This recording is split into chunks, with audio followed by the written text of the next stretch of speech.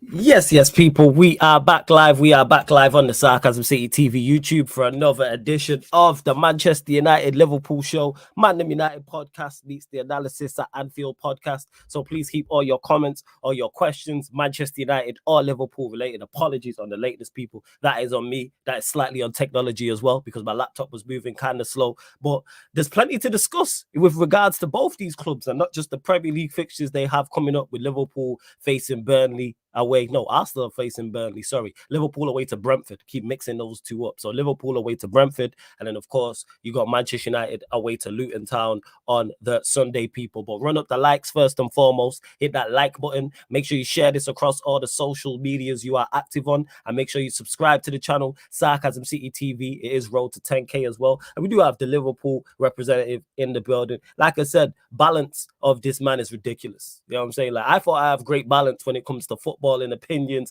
and football and debates. So this guy, he got that Bernardo Silva balance. I'm telling you right now. God welcome my light G in the building. Yes, what are you telling me? I'm good. Hey, I don't mind being called Bernardo Silva, you know. You know what I mean? Yo, Ballers, facts, man. ballers. It's facts, man. You know what I'm saying? Because you're one Ballers of the and that, best man. content creators, so it's only right. You feel me? It's only No. right. Much love, much love. Guys, in the chat, as Flawless, and I will take his line for today. Like, check 1, 2. I love that phrase, man. Guys, make sure you're smashing that like button. But yeah, man, we're here for another one. And as you said before, bro, like there's a lot going on. I see quite a bit about Manchester United as well. Bro. With a few transfer stuff, but also, of course, managerial stuff. We'll get into all of that stuff come the video. But yeah, man, honestly, happy to be here. Nice chill vibes this evening. So yeah, man, let's get it. Nah, facts. Let's Let's get it. get it. You know what I'm saying? Big up to Joe Cell. I see you in the chat. Says, y'all big up Flawless, hardest working YouTuber right now. Hey, much That's a fact. appreciated, man. That's a fact. Appreciate that. Big up to Gil now. Big up to Warrior J as well. Daddy Ali as well. Like I said, apologies on the latest, but we're here. YG, let me know if you're about for clubs as well, because we are running pro clubs later as well. Barrio Balotelli says, big up Flawless tomorrow. I start hibernation. That's obviously he's a Chelsea fan for those that don't know as well. Big up to Eli in the cut, as always, who says, big up Flawless, the panel and chat at work, but you know, I'll always be in here regardless. Big up. Eli. But yeah, let's start with you lot, G, in regards to Alisson. That is the major news. Injury, they're saying hamstring. You may have heard more than me. I've not heard anything in regards to how bad the injury is and how long he is going to be out for. But yeah, thoughts, and if you've heard any more information on it. Well, our inside guy, Ryan, you know what I mean? He's saying grade 3 in that. So I don't know. Like we got Ryan. Where is he, man? You need to I have no idea where he is, the joke, man. I don't know where he is, the comedian. He needs to come and explain himself. But listen, having Alisson now, I was just literally just on the stream just now, and I said it's a blow. You're losing probably the best goalkeeper, excuse me, probably the best goalkeeper in the world, you know, at this current moment in time. So it's going to be a blow, regardless of how anybody wants to see it, how you look at it. 1 game, 2 games, it's still going to be a blow.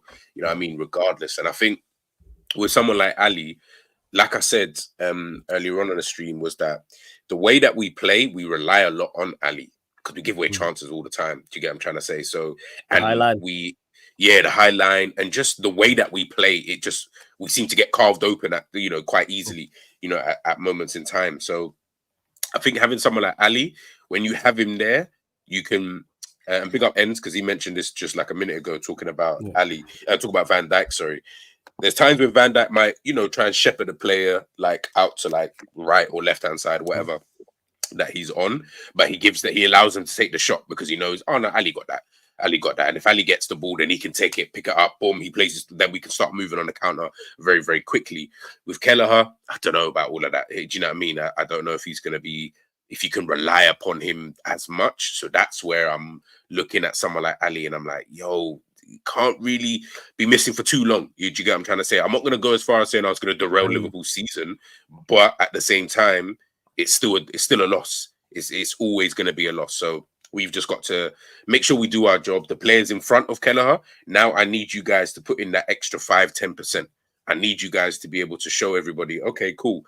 Yes, we haven't got Ali, but when we're playing these games against the Brentfords, the Lutons and stuff like that, we don't always go at 100%. It's always like that 90, sometimes 80s, you know, so we need to actually add that extra 10, 15, 20% to allow us to make sure that, you know, we're not going to get caught slipping at the back, because we saw, you know, in the games against other teams that we played, we saw against Burnley, we saw what that was like. You know, Burnley had them chances, man. Yeah, I mean, and they probably should have been putting them. That's what I'm saying, bro. So he should have been putting those away.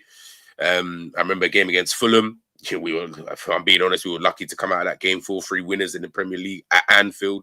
So yeah, man, it's a loss, but let's wait and see first how long this is going to be, and then you can start thinking about, okay, snap, you know, we've got Europa League coming back, still got FA Cup, you know, to kind of contend with, and all of these kind of other fixtures. That's when it might start being a tad bit of a problem. But for now, let's just see. Let's just wait and see, man. Yeah, I like you said it was our inside guy Ryan who said that yeah. And then we asked him about his sources, and he said I got people who know. So, all right, people he trusts. All right, okay, all right. I heard something different, but fair enough. That's what he said. Yeah, people he trusts. That's what it is. It's like, all right, okay. If anyone in the chat actually knows, let me know, people. If anyone in the chat is actually fully, if there's any more information, because I've heard nothing on it. But of course, like you said, it will be a miss because it's Alisson. But you should be all right. But if he's out for an extended period of time, it could be. Because like you said, you give up chances, and more often than not, you're going to say Alisson has a much better chance than anybody else of saving it. Saving a one-on-one or saving a difficult opportunity. So I fully get that. Big up to Eddie in the chat as well. Obviously, we will be doing the Man United podcast straight after this, myself and Eddie. Says, run up the likes, people. Shout out to the panel and all my dogs in the chat. Man. Big up Eddie every single time as well. And Warrior J says, thoughts on Liverpool 3, Burnley 1. Some Liverpool fans saying the performance was not good enough. Are you concerned with Liverpool's recent performances? Flawless will tell you, I've been talking about Liverpool's performances since the beginning of the season. Yeah, this ain't a recent. Yeah, bro. Like this is not recent. I mean, I've said it, and I'll continue to keep saying it until I see it. Liverpool's performances this season overall, in my opinion, haven't really been that good. Like I would say, if I just based it on performances and didn't look at the result, Liverpool have been like a 6 out of 10 this season, kind of thing. So above average, but just about it. If we're just talking purely on performances. But guess what? We have the quality to be able to, you know, cut teams to the sword, you know, kind of thing. But not all the time. As you saw against Manchester United, as we saw against Arsenal, you know, as we've seen against Chelsea at the beginning of the season, Tottenham 2-1, you know, even though that was contentious, still lost the game, you know. So, yeah, man, it is one of those kind of things where, is it concerning? Yes, for me, yes, but because I'm a bit of a nitpicky type of individual, for me to feel confident about something, I need to know that there's something to be confident in, and I can't sit here and say I'm confident in Liverpool's performances for, you know, recent performances, and the performances throughout the whole season. So I can't sit here and be like, yeah, I'm good, like, yeah, Liverpool calm, because I'm not feeling that. If I'm being totally honest with you, I just think that sometimes quality just tells in matches at times. And if you got more quality than the opposition, more time you'll win the game. More time. Yeah, legit. No, I fully hear what you're saying there. Hey, big up Jez in the cut. I see you as well. I see you, Barry O'Malley-Telly's asking, as a Chelsea fan, he's saying, do you think Chelsea have a better chance of winning that Carabao Cup than before, now that there are many injuries? Because, of course, Alisson's injured, Trent's injured, Szoboszlai's injured, if I'm correct. I think that's it. Is it just those 3 else there more? Obviously, you got Thiago, Bajcetic. Yeah. Wow, where is Bajcetic? Bro, their man are just in the base. Like, don't worry about those players. Those are the players that I don't think about in my daily life. Like, when I'm trying to think about players, bro. I haven't heard man. He is like your Mason Mount. Like how we just forget about. I forgot about him until you just said his name. Like, bro, as in he's played 1 game this season, and that was the Europa League game that he played in. He's not played since. Let's put you that way. Yeah, do you get me? He's done more than Thiago, to be fair. Thiago come on for 5 minutes, ran around, stretched his legs for a hot sec, and he got injured again. You know, so that tells its own story. But if we're talking about the cup final, bro, it's a cup final, you know, with or without injuries, that shit 50-50. Do you know what I mean? Like, and if I know Poch, but also if I know Chelsea, and if we're just going based on heritage, that's going to be a tricky game regardless. Do you get what I'm trying to say? It's a final, and finals are never like, when do we ever really see a like a Premier League type of match in a final? We never really see that. Even the Man United versus Man City FA Cup final that we saw last season, there was parts where I was like, "Ooh, I don't know." You know, United could, if they just pattern up a little bit in the final third, they could get a goal here.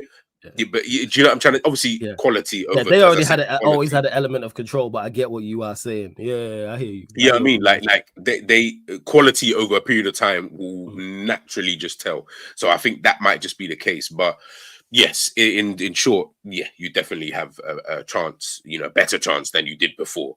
Do you know what I mean? But it's up to you guys to capitalize. You know, it'll be a big story if you guys come away with the victory and Liverpool don't win it. It'll be funny to see how that looks like on social media. Oh yeah, it'd be hilarious for the chaos purposes, but you lot are beating them. Yeah. Injuries or no injuries, you are definitely. And let's go to, you know what I'm saying, the man with the inside sources and inside knowledge. You know what I'm saying? Ryan's in the cut. Yes, family, what you saying? Hey, yo.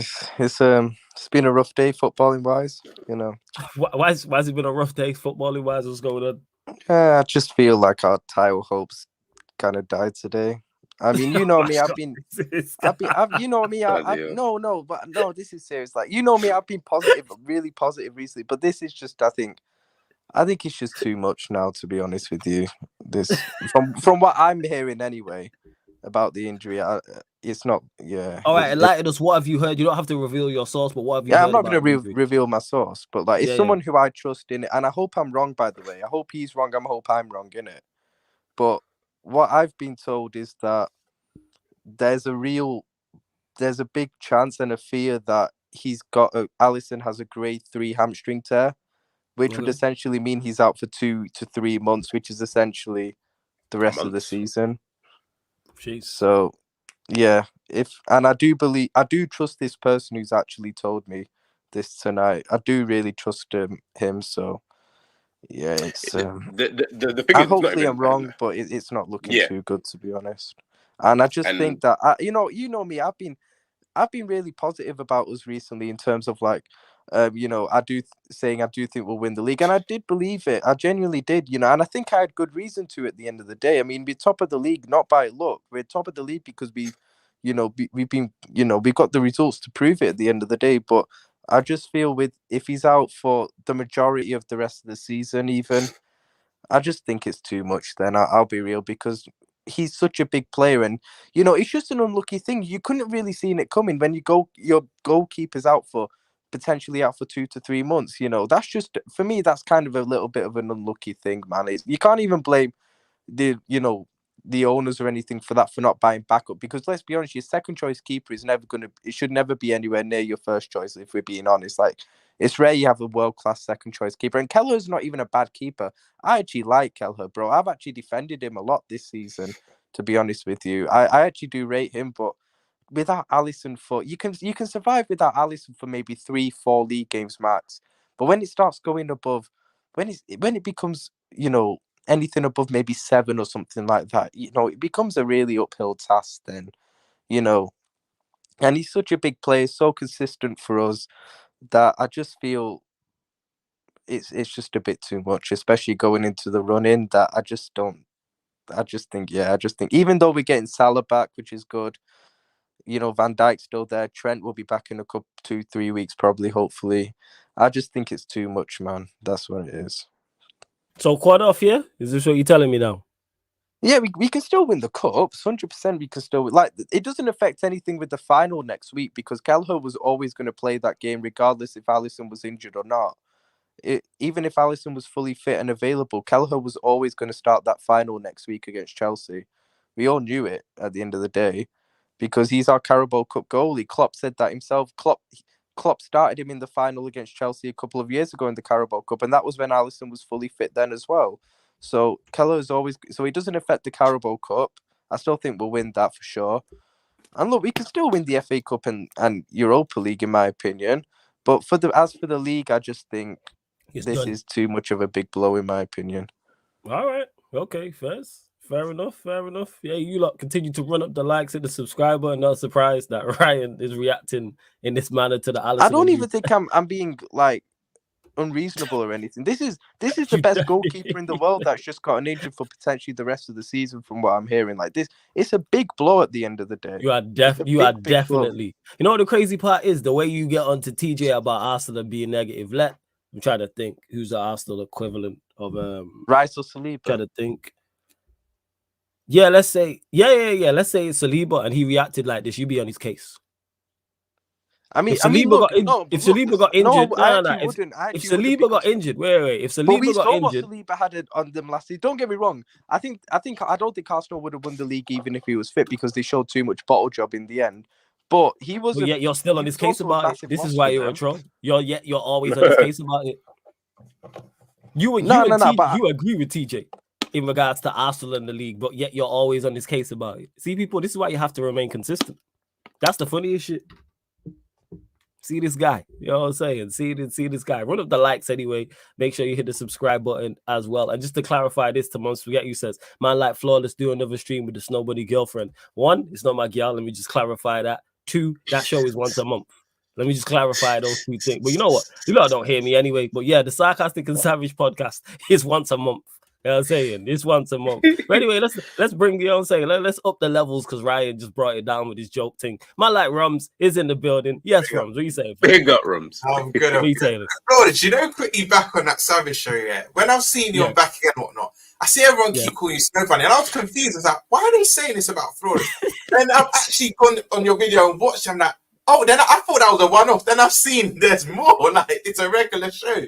So it makes sense. But big up. It was interesting. No answers are wild questions, but it was interesting. No, but big up my brother G every time. Big up Ryan. Ryan, you surprised me this season. I said to Flawless, I hope Ryan's on the stream because you, my friend, you surprised me. In what way? Yeah, man. Big up the panel. Big up every time, Rums. He said in what way? How has he surprised you? That's what Ryan just said. Because Ryan goes from one extreme to the other. There's times he sends in super chats to I'm back again for them. Like, Ryan, you wasn't saying this to me 2 weeks ago. You was not saying this. Like, I don't know if you're trolling the McAllister stuff, Ryan, but do you now rate him? No, he's been really good recently since he came back from injury, innit? But you wanted him sold a couple months ago. Bro, he was playing shit earlier in the season. Let's just be honest. He was, innit? But Ryan, what did I tell you? I said just be patient with him because Jerry's another one. Jerry doesn't rate him, but I said be patient with him. Look. I agree with you. You didn't start the season that well, but let him get into his kind of 8 role and then see from there. Because I admit he has been quite. I think he's better in the 6 for us than the 8. I actually think he's better in the 6. I want to see how he's at. If we sign an out-and-out 6, I want to see him kind of next. You know, even with Endo, I kind of want to see that partnership. But then against Burnley, we saw it. The thing is, against Burnley, let's be honest. It was a bit janky still. It was a bit against Burnley because he sort of played the McAllister Endo double pivot, and I actually thought he did quite well, to be honest with you. Like, I kind of liked some parts of it, to be honest. Like, I think Sander Burge was having too much fun in there, man. No, I'm talking second half. Oh, second half. First half, he was shit because he played the 4-3-3 with Endo, Maka on the right as a right-sided 8 and Jones on the left. But he changed to like a double pivot second half where he put Elliott more on the right touchline and Maka and Endo in a double pivot. And it worked quite well, to be honest with you, I thought. They did quite well, to be fair, the pair of them, in the second half. So yeah, but that's why I think Maka could ball out for us if we got Xabi Alonso next season because Xabi Alonso's like proper like fixated on playing 2 6s at the end of the day. So like I feel like that could suit Maka, to be honest. And it'll be more possession based, not as frantic. Yeah. To be fair with this Leverkusen team, I've watched them quite a bit this season. They have 2 different ways of playing. They can do the frantic way, the gun way, or they can do the controlled. That's why he's doing a very good job there. Rum, don't you think it's just refreshing to see a manager do different things? In game? Sometimes it's just refreshing. Like sometimes. Hey man, changes formation, bro. Don't worry, man. He changes formation in game. And we're still doing 4-3-3 that I've been seeing since 2015. This is the problem that I'll always have with Klopp, even though he has done extremely well with what he's had available. It's kind of the same thing. It doesn't matter if we go for 4-2-3-1, 4-3-3, 4-2-4. It's still kind of the same thing. Whereas I feel anyway, and I might be wrong, with Xabi Alonso, it actually looks and the style is totally different when he is playing. Obviously, it's not going to be massively different. There's still going to be fundamentals that have to be the same in any formation that you play because you need your principles. But you know what I mean? Like he's still got his thing where it's like, as Rom's just said, like man's doing different styles and it's like it catches people off guard that way. But if your team is set up that they are able to be as strong in one way as they are in another, you're gonna be, you know what I mean, you're gonna be difficult to beat anyway. So yeah, man, is what it is. No, first. I fully hear what you're saying there. Rums, over to you in regards to it, because we've not heard your thoughts on it. The Alisson injury. You know what? Obviously, long term, I've never done my hamstring personally, but I have friends that have done that. So he's out minimum 3 weeks. I don't think we're seeing Alisson till mid-March, maybe early March. He's out for the next 3 weeks. Bro, did you hear what I was saying earlier on from what I've been told? It's not looking good. It's not. Inside sources, man. You say grade 3? To be fair, right? Inside sources, man. Trust me, I hope I'm wrong, and I hope the guy who's told me is wrong as well. But I actually genuinely trust the guy who's actually told me. Like, I've known him for years. What did he say? Because I didn't catch. He's told me that there's a big fear and a real chance that he's got a grade 3 hamstring tear, which would mean 2 to 3 months, which is pretty much the season. Rest of the season. Yeah. I was gonna ask you something, right? My friend I hope said I'm wrong, though. Obviously, I want to know your opinion on G and Ryan. My friend, literally, when the news broke, he said, "Do you think he ever fully recovered from the Man City game? Because remember, he done his hamstring late in the Man City game." Yeah. I think he did. I think it was 2 months ago, bro. I think if it was a reoccurrence, it would have happened a bit quicker, in my opinion. Like, he's played a lot of games since, and he's been all right. I just think sometimes it can be staggered, bro. Sometimes it can be staggered. Like, he might have just been playing like through pain. It did look like from what I remember, he did come back really quick. I think it only took him a couple of weeks with a hamstring injury. Seems a bit, maybe I might be wrong. I'm no medical expert like that, but like for 2 weeks, people were thinking, he'd be out for maybe at least 3 to 4 weeks or something. But he came back within 2, from what I remember. Because he only missed like 2 league games, I think. Right. The only thing that worries me is that it's becoming a trend. We rushed Trent and Sabozda, and now both of them are out as well. So that's where I'm a bit worried. But what was you saying? What's the original question again? No, I was just asking about Alisson's injury and your thoughts on how it will impact you. But wait, before you get to that, Trent, how long is Trent out for, have they said? Probably with Liverpool. You never really. With Liverpool, a bit sketchy? We tell you, because we'll tell you 2 weeks. Like I said, what did we just say about Bajcetic? Man told me, Bajcetic beginning of the season, he'll be back. Donny, I've seen him once this season, and I haven't seen him since. Even Thiago, that guy doesn't count. He doesn't count, bro. That's fair, but Rob, just your thoughts on the injury and how it can affect you, because Ryan's over here saying, you think the title race is done? Go on. Irrespective, I think we're drawing tomorrow's game, with or without Alisson. I made that clear a week in advance. I just think Brentford's one of them grounds where we've not won since they've been promoted, and I think it'll be the inverse. We've not played well our last 2 games against Burnley and Arsenal. I think we're actually going to play well tomorrow, but we're actually going to lack what you don't associate with us, which is the cutting edge. I think we score 2. I predict a 2-2 draw at. That's my prediction for tomorrow. But I think long term, look, they're saying they're going to assess him in the morning and whatnot, and we'll probably get a full synopsis of how severe the injury is probably by Sunday. But if what Ryan's saying is true, I mean, my expectations. My cup plans don't change, really. I still think we'll win. I still think we'll beat Chelsea next week, and I think we'll win the Europa League. I never wasn't going to play against Chelsea next week anyway. It was always going to be. Well, because he doesn't change and Ryan, he played in the game. He played in the game when we beat them 2 years ago in the Carabao. So you're right. So the Alisson injury doesn't. Yeah. So it doesn't affect next Saturday, Sunday anyway.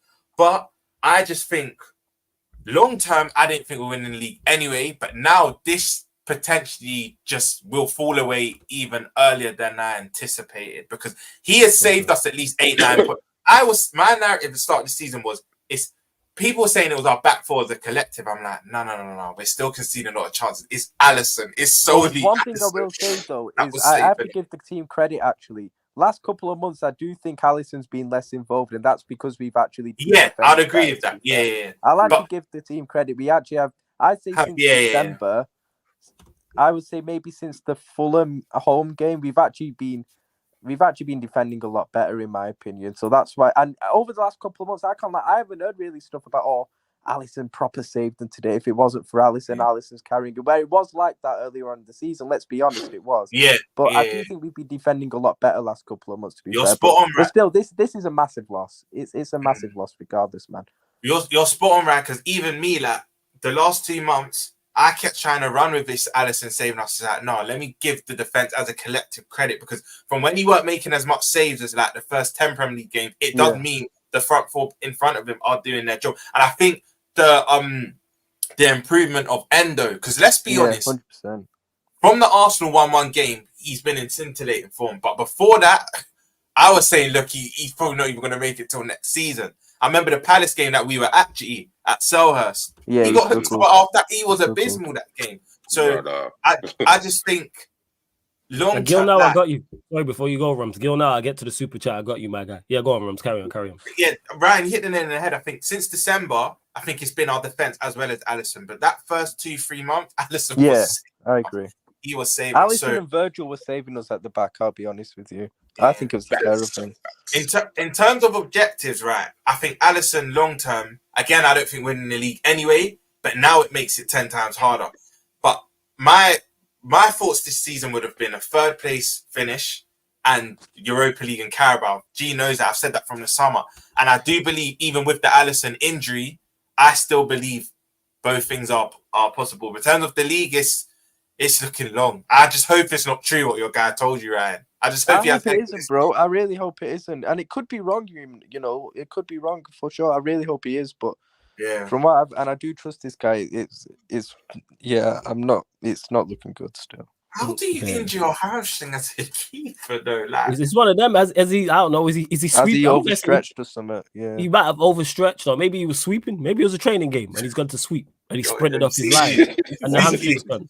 What do you mean? Like, I'm trying to actually think, because you don't. You know, this ain't the first time, Flores. Like, he's been injured. He's had this hamstring injury. In his Liverpool career, this is like the third time. So maybe it is like because it's a recurring injury and he does sweep because you lot play a high line. Because I'm trying to think, because someone said that. How's a keeper injuring his hamstring? Because it's normally sprinters and very like athletic players. Like if Kanate injures his hamstring, you go, all right, I could see how that could happen all the time anyway, bro. Yeah, no, he's injured all the time. But the point I'm making is you could see, I was just using him as an example. Yeah. You could see like if Nunes injured his hamstring, you could see why Nunes injures his hamstring. Like what I'm saying with Alisson, was he sweeping? Maybe you're sweeping coming off of his line. That's what I can think of. Where else? By the way, I've got an very easy prediction for this. Like very easy prediction for tomorrow's game based on this. Go on and hit. We're easily conceding at least one set piece to goal tomorrow. Now you think Alisson's that important to set pieces? No, you know what it is, right? You know what prior to that. No, you know what? Brentford have caused us trouble from set pieces, bro. One thing about us, we've been defending set pieces very poorly recently, in my opinion. Yeah. We've been conceding quite a few set piece goals recently, and Brentford battered us last season from set pieces, you know, at their place. They battered us, bro. Absolutely hammered us, and we couldn't handle them. And I just feel like I feel like the team would have worked a lot on set pieces this week defending them, and that would have been with Alisson at the end of the day, who would have been a big part of that in terms of commanding his area. But because he's got injured so late, it means less practice for Kelleher in that scenario, doesn't it? So yeah, like that's why we will concede. I don't want to say I'm 80% convinced we concede a set piece goal tomorrow at least. And Ryan, no another glaring thing. I'd say what's glaringly obvious is one of Kelleher's weak points, in my opinion, is his handling. He's not good at catching. The amount of times the ball gets fired in crossing and whatnot, he's not the most secure. Have you realized he's always dropping it, then having to pick it up? He's never really assured. So I think Kelleher's strength lie more. He can be a decent shot stopper. I'm not going to say he's elite or great, but look, Dacho Fofana last week, that was at a key stage. I think it was 1-1 at the time. If Dacho scores that, I think he puts them 2-1 up. So and we've seen in games, he has glimpses of brilliance where he'll make a save. I do think he's a good keeper, though. I think Kelleher's a bit unlucky in terms of the fact that what you have to remember, we Liverpool fans, we watch the best goalkeeper in the world week in, week out for years at the end of the day. We've watched him for years, and anything that is remotely a drop-off from him makes that second choice keeper look shit. Kelleher's not a shit keeper. It's just that because we watch Alisson week in, week out, who's the best in the world. anything compared to him is going to look shit to us. Do you get what I mean? No, I hear your logic still. It's like when Robbo got the long-term injury and we were saying, Simi's he's decent, but he's not all that. But it's because you're so used to that level, anything's going to kind of... I know what you mean. I was going to say to both of you and G, like, how do you see tomorrow going? Like, what's your prediction? Before you go to that, let me just... It's a 2-2. Nah, we can run it now. Yeah, it's cool. No stress. Just wanted to get to the super chat real quick. Big up to Gil now. Appreciate the super chat. Big up, my guys. Just want to say big up, and I appreciate you, Flawless. Hey, salute, man. I love for the super chat. Continue to support. But yeah, you lot obviously play Brentford away. Floor's yours, man. Rums, G, Ryan. Floor's yours. Yeah. I'm same as me, G. Yeah, as in, I said it prior, even when I thought Ali was going to be... I would have said it if we had Trent, Ali, Salah, and everyone back. I would have still said, I still think 2-2. Everything that Rum said, just the way that Brentford are just... You know what's funny? Someone just said it in the chat. Well, big up YG. Just said, that means full clean sheet. I'll bust up if I see Liverpool win 4-0 tomorrow. And it's just a calm performance and everything is just fine. Like, it's just... It's the way that Liverpool have played this season. And the thing is, you got to remember, subconsciously, we're always thinking this, but nobody wants to, not many people want to say it. We know the performances haven't really been there this season, but we're getting the wins. We're getting the W. Yeah. So it not masks it, because ultimately in most games we have deserved to win in the end. But when we're watching the performance as a whole this season, you're not confident. You don't look at this team and say, yeah, I'm super confident in the team. You're not. From when we're saying, we're going to go to Brentford and draw 2-2, the reality is we should be going to Brentford and slapping them 4-0. Really, in reality, Man City went there 1-3-1. Even though Brentford have chances and they were playing well, they went there 1-3-1. That's what we should be doing. But we're not sitting here with that same level of confidence that we'll go there and win 3-1. But I'm also not going to be surprised if that does happen, if that makes sense, because of the way that Liverpool...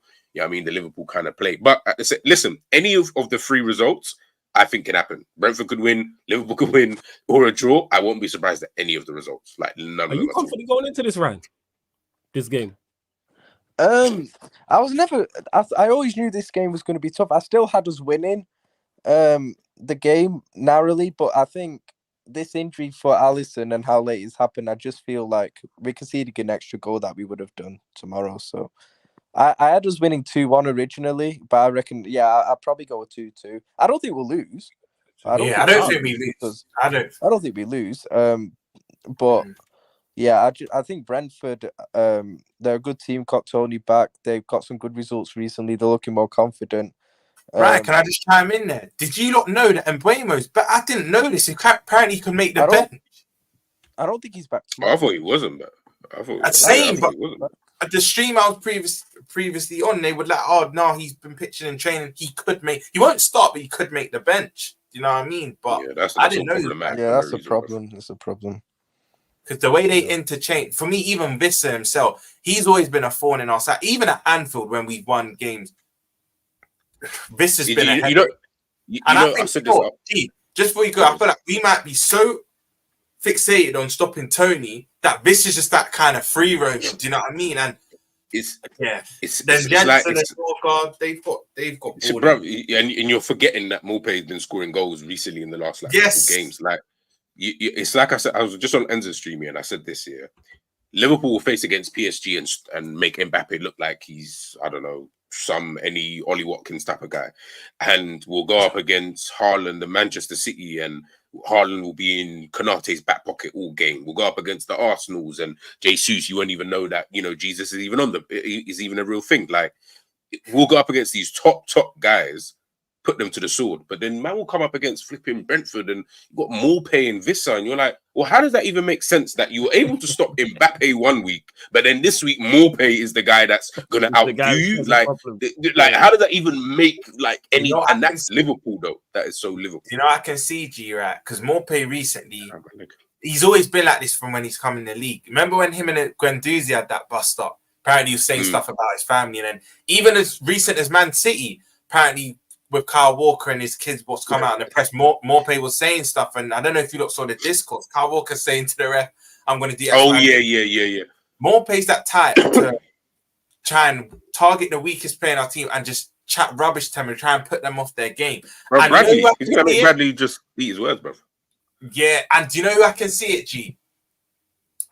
Robertson, because Robertson's a shit Yeah, house I as can well. see it. I can see I can more see playing Robertson. Big up to Saeed. He says, man, like Rums, we will be there tomorrow with the eye emojis. Big up, brother. You see the hater along. And Saeed needs to do the hate along because you know what, Flawless, yeah? Whenever he's done the hate alongs, we win. Yeah. So Saeed, run that hate along. Shout out Saeed. I'm gonna shout you as well, Saeed, because we were active tomorrow. So I'll give you a shout, Saeed. But big up every single time you lot subscribe to Saeed TV. Make sure you do so as well. And Eli, I was gonna get to this. This is why I did put it in the title. You lot continue to get your questions in. Please just keep them Manchester United or Liverpool related and run up the likes as well, because there's just under 70 people in here, and we're only at 34 likes. Hey, like check 1 2 1 2. Let's run up these likes, people. Let's get us up to 50 likes. What are we doing, people? Let's get us up to 50 likes expeditiously, and subscribe to G's channel. The link's underneath in the description as well. Breaking Manchester United Trafford Council announced regeneration plans. That's from at Mike Keegan _DM. What are your thoughts on this? And sounds great. And that's one thing about Jim Ratcliffe and Ineos and his takeover. What they've done has surprised me in regards to the news, the Omar Barada appointment in particular. Not only that we got him at the club, but also how it happened as well. It surprised me with the swiftness and the quickness. There was no rumors in regards to it, and then there's been reports of other like technical, director of football, sporting director, etc., etc. But we'll see. It sounds great because there is a lot of space for those that haven't been to Old Trafford. There's a lot of space around it. So if they decide whether it's to redevelop Manchester United, whether they decide to extend Manchester United, whether they decide to build a whole new stadium, there's talks of other Manchester United themed things around the stadium as well. There's so much space that they can build, and that's away from the city centre. Yeah, go on, G. Go on. Are you guys, and it's funny because you are Manchester United, are you guys almost trying to do what Man City are doing? Or what they've done with the Etihad. It seems that way, and that's the way to go because it's nice around there. That's not too far from where I live. I don't live too far from Manchester City, and what they've done around there is extremely nice. I can't even hate even the training pitch that they've got like right next to it. Like I've been there to watch a game. Very, very nice, and the space to do it. So it's kind of like why not? But Eli, yeah, it sounds good, and obviously I'm not going to be against it because it's only going to improve Manchester United. And they're saying it's over a 5-year period. Fairs. All great. Like I'll say that about everything. It all sounds great. Now do it. Action. Put it into place. Yeah, put it into place. That's all I'm hearing. Like Omar Barada, that's fantastic. That's a great step in the right direction.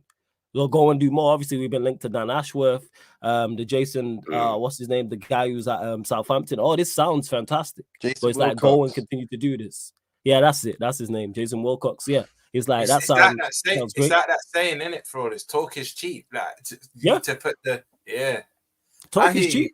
Well, it sounds like, but I do like what I'm hearing. But it's like, okay, put it into action. I didn't expect all this. I didn't. Yeah, go on, G. You see, like with Manchester United, you see why Flawless is right. Yeah, is because remember, any new ownership or whatever coming into the football club and saying all of these stuff. Remember, Man United, this is what you guys want. So if they say all of the right things, it's just like, it almost puts everyone on side from early. It's like, we said we're gonna redevelop, we're gonna do this, but if you ain't doing it, bro, if 5 years coming, you lot still ain't done the thing, then what? That's where I'm at. Like I want the break. I want the break. So before you go, Robs, like I want the breakdown of it. Like, don't have to give us the full, but it's like, all right, this is the next plan in the next 2 months. You know what the 5-year plan is? All right, give us the short-term and medium-term plans. Like, we're gonna do this in the meantime. It sounds good, and it's great to have some form of news coming from the club because we've not had anything in regards to positive coming from the club off the pitch. So I like this, but it's more because we're so far behind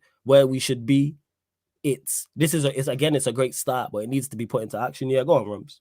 It's that obviously I was proper young at the time to understand it. It's only till like my uncles and my dad explained it to me. But you even have to look at us, G. Remember in 2010 when Hicks and Gillette and FSG come in, and then we had that Christian Purser and Damon Comoli and whatnot. They said the same things. Yeah, we're going to try and compete. Liverpool need to be back to where they were. Bro, for the next 3-4 years again, it was poor. Obviously, we had that one title race with Rodgers. It's only until Michael Edwards come in with Klopp and Entourage and Buvac and everyone that it kind of started to change. But we got sold a dream in 2010 as well. So that's why I like speaking to you, because you're level-headed. A lot of United fans just think it's inevitable that you're going to get back. Yeah, it's not like that. Yeah, let's see some things put into place first before that happens. But we've seen it with our club as well. Bro. Yeah.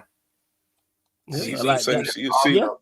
I like that's it. It's like I don't like all you can say all these things and it sounds great, and I don't have any reason to not believe them, but then I don't have any reason to believe them. I'm also like, exactly. Okay, let's see. Like I'm giving you like it's a blank. All right, well you're saying you're gonna do this, that, and the third, and so far I can't lie, they've surprised me. Just the Omar Barada appointment alone, just that by itself, and like I keep saying, the manner in which it was done, completely, because nobody was zero rumors of that happening.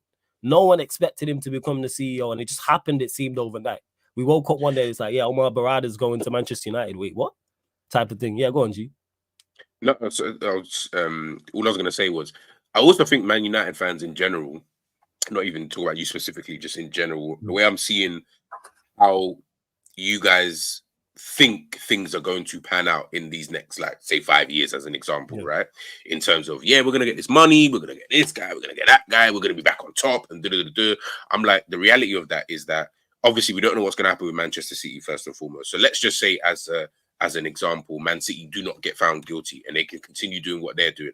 That's one team you're going to have to topple. And I'm being honest, I don't see that being toppled as a long-term thing. You might topple them one season, but in terms of longevity, you won't be able to topple something like that anyway, because of the type of powerhouse they are. You still got Liverpool there, obviously Arsenal doing their thing.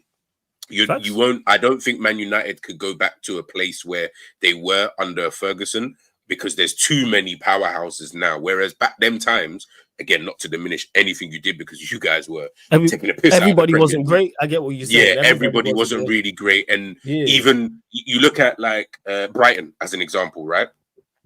There was no equivalent of a Brighton back then where they were like, I can sell a guy, and obviously we talk about context of time. They could sell a guy for 100 mil and be able to buy this guy for whatever. Like back then, players, small clubs weren't really doing that, where they can go out and still attract other players to come to their teams to play because they just wanted to play in the Premier League. You kind of had to be a big team before man kind of came to your team, kind of thing. So now man will just come just because they're like, I just want to play in England. You know what I mean? What, playing the Premier League? Because, I'm just rolling. And because these other teams have bread as well. Like, you forget that they can go and pay big money. Like, Forest is a prime example. Like Forest signing, what's his name? What's the goalkeeper called? Navas, that's PSG. That's great. They took PSG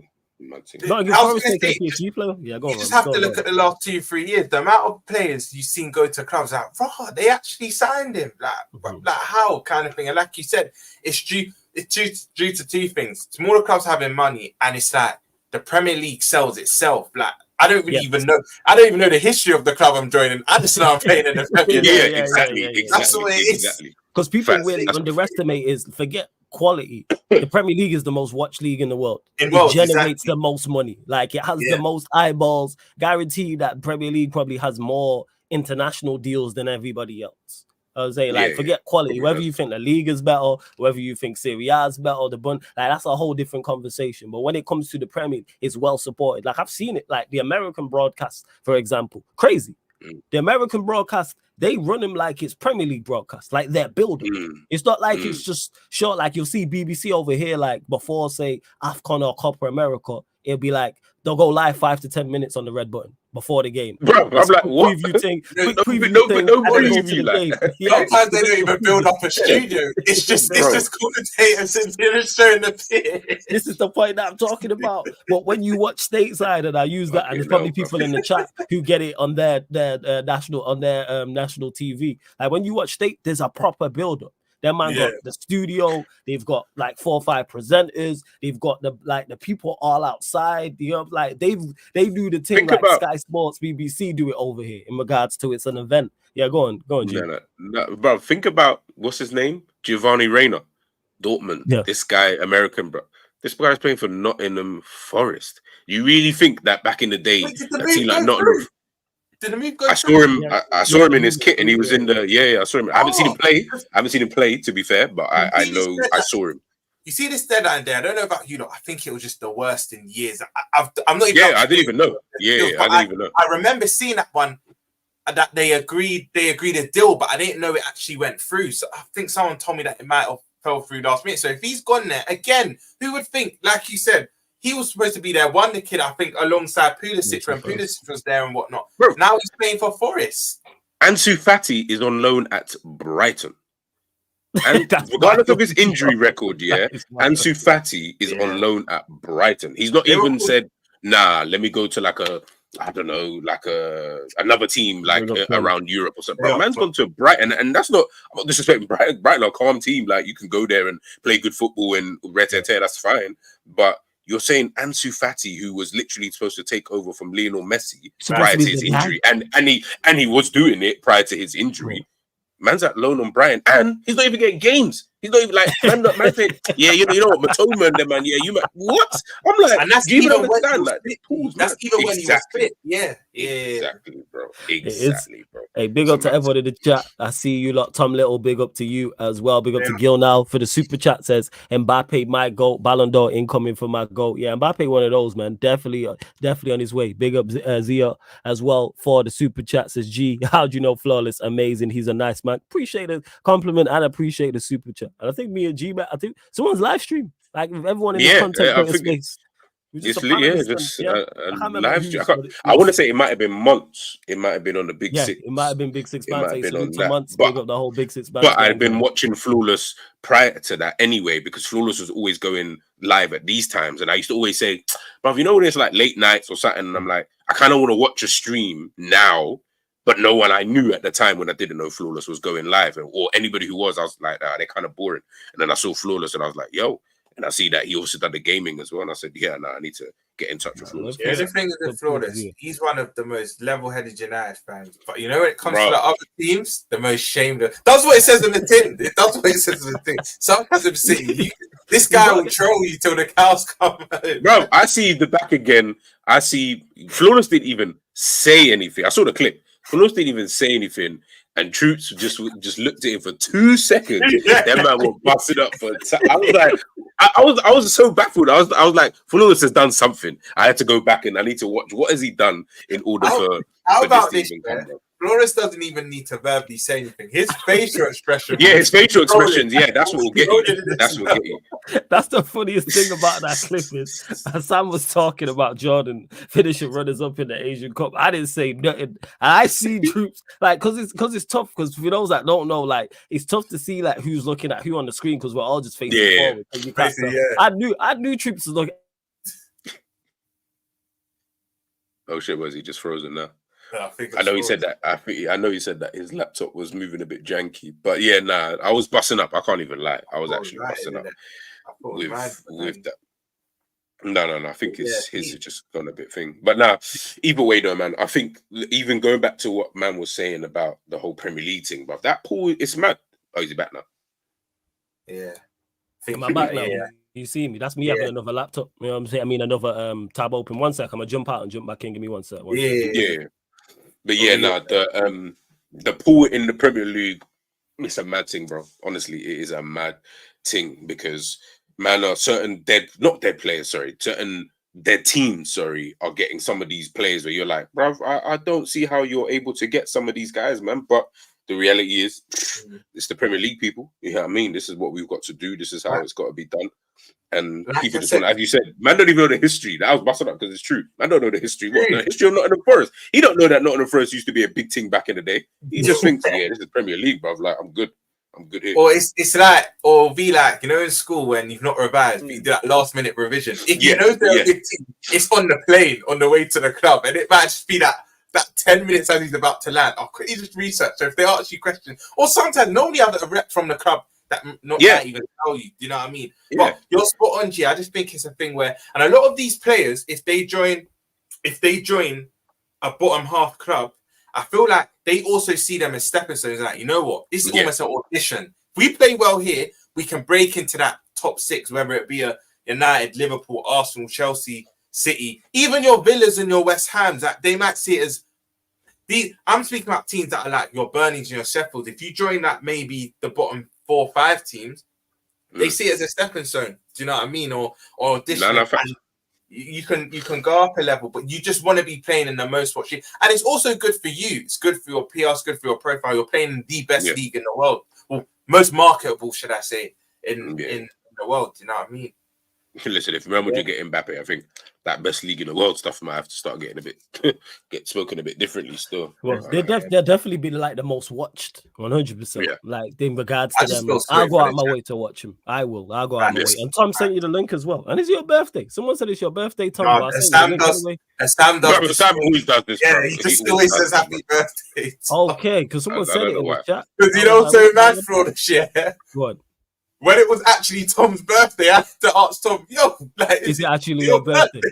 Yeah, I hear you. When he basically said it was his birthday on Twitter, then I knew it was actually his birthday. I just had to double check. I hear you. And big up to Anfield Road then says, Flawless, would you rather not regenerate OT than move to a new stadium?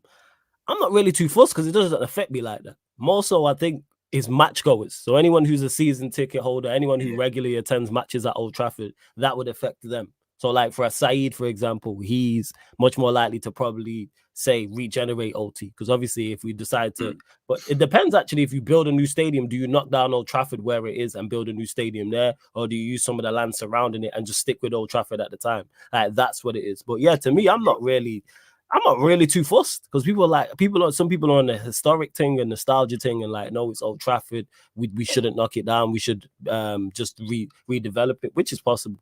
Me, I'm not really too knock that shit down, man. We had that conundrum as well because it's like But I get that, Rons, because you lot should have and this is me saying as a United fan, you lot should have a bigger stadium, 100%. Capacity. You know what it is?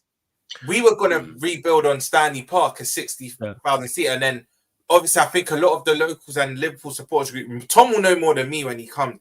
I feel like they weren't happy with it, and then we had to get permission for the council because I think we were on 54k and we had to get the extra 6k expansion. So now it is around 60k. But Flores, I feel like there's a 60k cap in and around. I feel like you can only build a stadium up to that. Someone was telling me Arsenal and Spurs' recent stadium is only, I think Spurs might be 61, but it's in and around that 60k mark. Arsenal's around 60, I think, or 63. Yeah, because you lot like, and I'll say this, and Liverpool should have 60. Yeah, so, you lot should have more capacity. Like that's nothing against Anfield. Like obviously it's a top place to go. Yeah, if you lot had a 90,000 stadium, it's selling out. Like what we talking about? Like easily. Like comfortably. Same way with Arsenal are the same, Spurs are the same. Obviously Manchester United the same. Like certain clubs, to me, if you're of a certain stature, you should have a big stadium in the No, do it now. Hey, so you're struggling with the amount they got at the moment. Bro. Hey, seriously, we are seeing. I think Chelsea is supremely supported. City, I think I'll speak to the council about expanding. Yeah, expanding for they need to. They just stay with what you have. Well, obviously, the Chelsea lot will know better than me, but I would put them in that bracket. Yeah, I reckon if they had the biggest stadium, they sell out. Spurs are well supported. I think so. Yeah, I think Spurs would sell the 60. Yeah, like these London clubs. Yeah, like London clubs, they will be supported. There's enough people out there in the world, let alone just London, in the whole world, who will come down to Arsenal if they obviously with their team, Spurs with their team, Chelsea are madly supported, especially in Africa. So they'll definitely. Hugely supported. Before we continue, though, you know what I'm saying? Panelists just about to get better. We got Tom Little in the building. Yes, Tom, what are you saying, man? What's going on? Hello, everyone. How are we all doing? Bro? All good, man. All good. Everything blessed with you, Tom, yeah?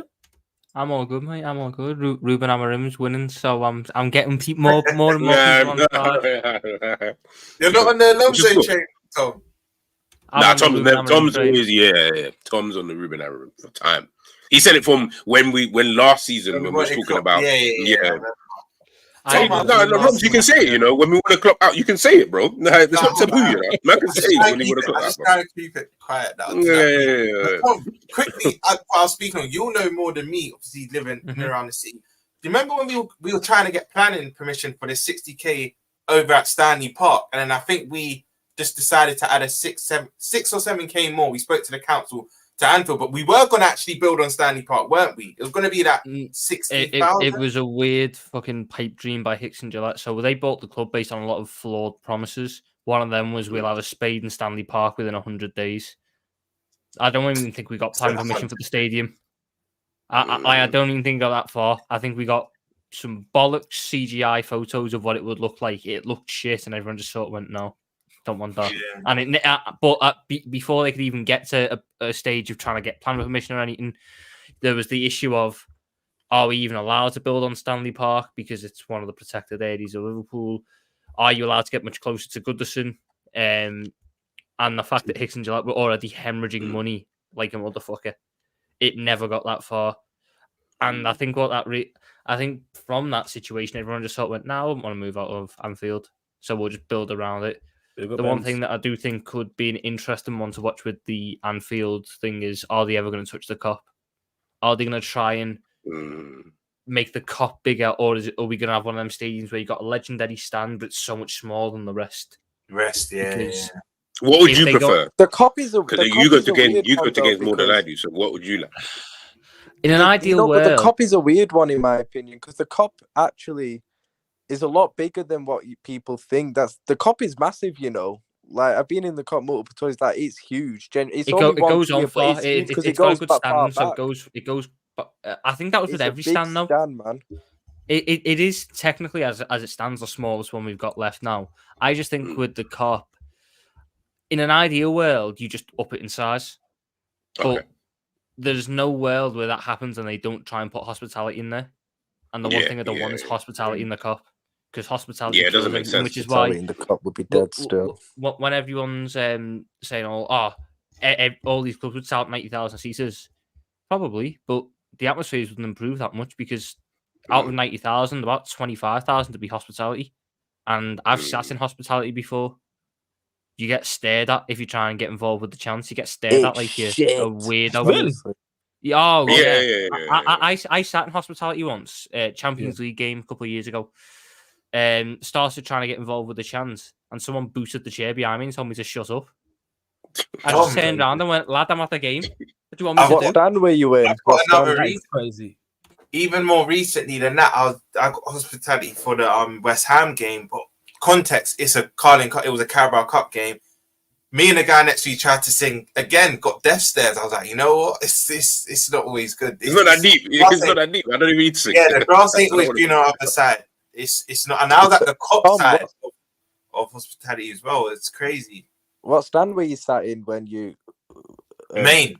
The one that Klopp. So after the game when Klopp was sat, he didn't mean Anfield as a whole. He meant the main stand. He's like, don't sing my name, but not concentrate on the game. It was that stand. It was actually that game as well. So, yeah, it's crazy. But what stand were you sat in? Do you remember? Main stand. I was sat in the main stand as well. I was sat in I feel like Upper Kenny Dalglish is the worst. Upper Kenny's a weird. It depends on where you sat in Upper Kenny. Nah, it's bad, man. Upper Kenny Dalglish is bad. I'll be honest. What, in regards to atmosphere? Yeah. I've had some really good ones in Upper Kenny though. Have you? I've only sat in there twice before, to be honest. Like, to be fair, Upper Kenny's where I've been the majority of it. Okay. So when I go, I normally get Upper Kenny. I normally get decent seats in Upper Kenny. It depends who you get around you. So Upper Kenny doesn't really have as many season ticket holders, so it is a very sort of heavy rotation. Yeah, it is. A lot of the good games that I've been at, I've had a good group around me who get involved, and then you just start chatting to before and after. Kop is obviously the best, but the Annie Road end is the second best. You know the Annie Road Upper. The Annie Road Upper is banging. It's actually good. Yeah, I haven't been actually, there. I refuse to go to the stadium. 4 times now, Annie Road Upper. No, I don't know. How come you refuse to go to the stadium, Tom? Just a ticket and shit. I can't be arsed stressing out. Yeah. Why is it tough to get tickets?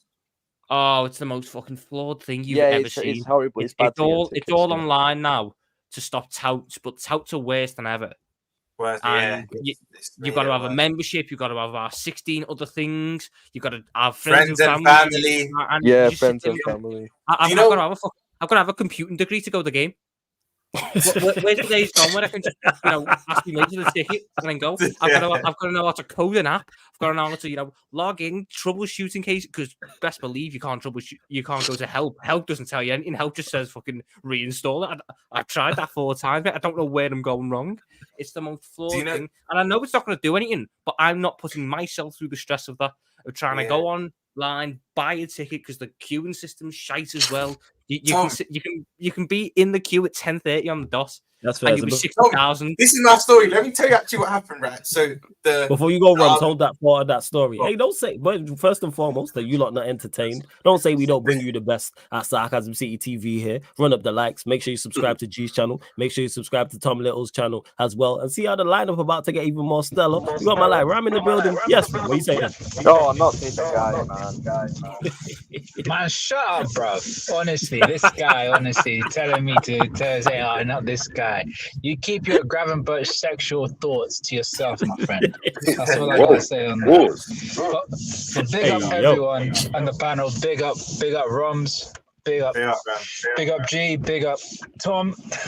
Hey, who I'm saying though, Ram, like man can't be driving and streaming at the same time. It's dangerous.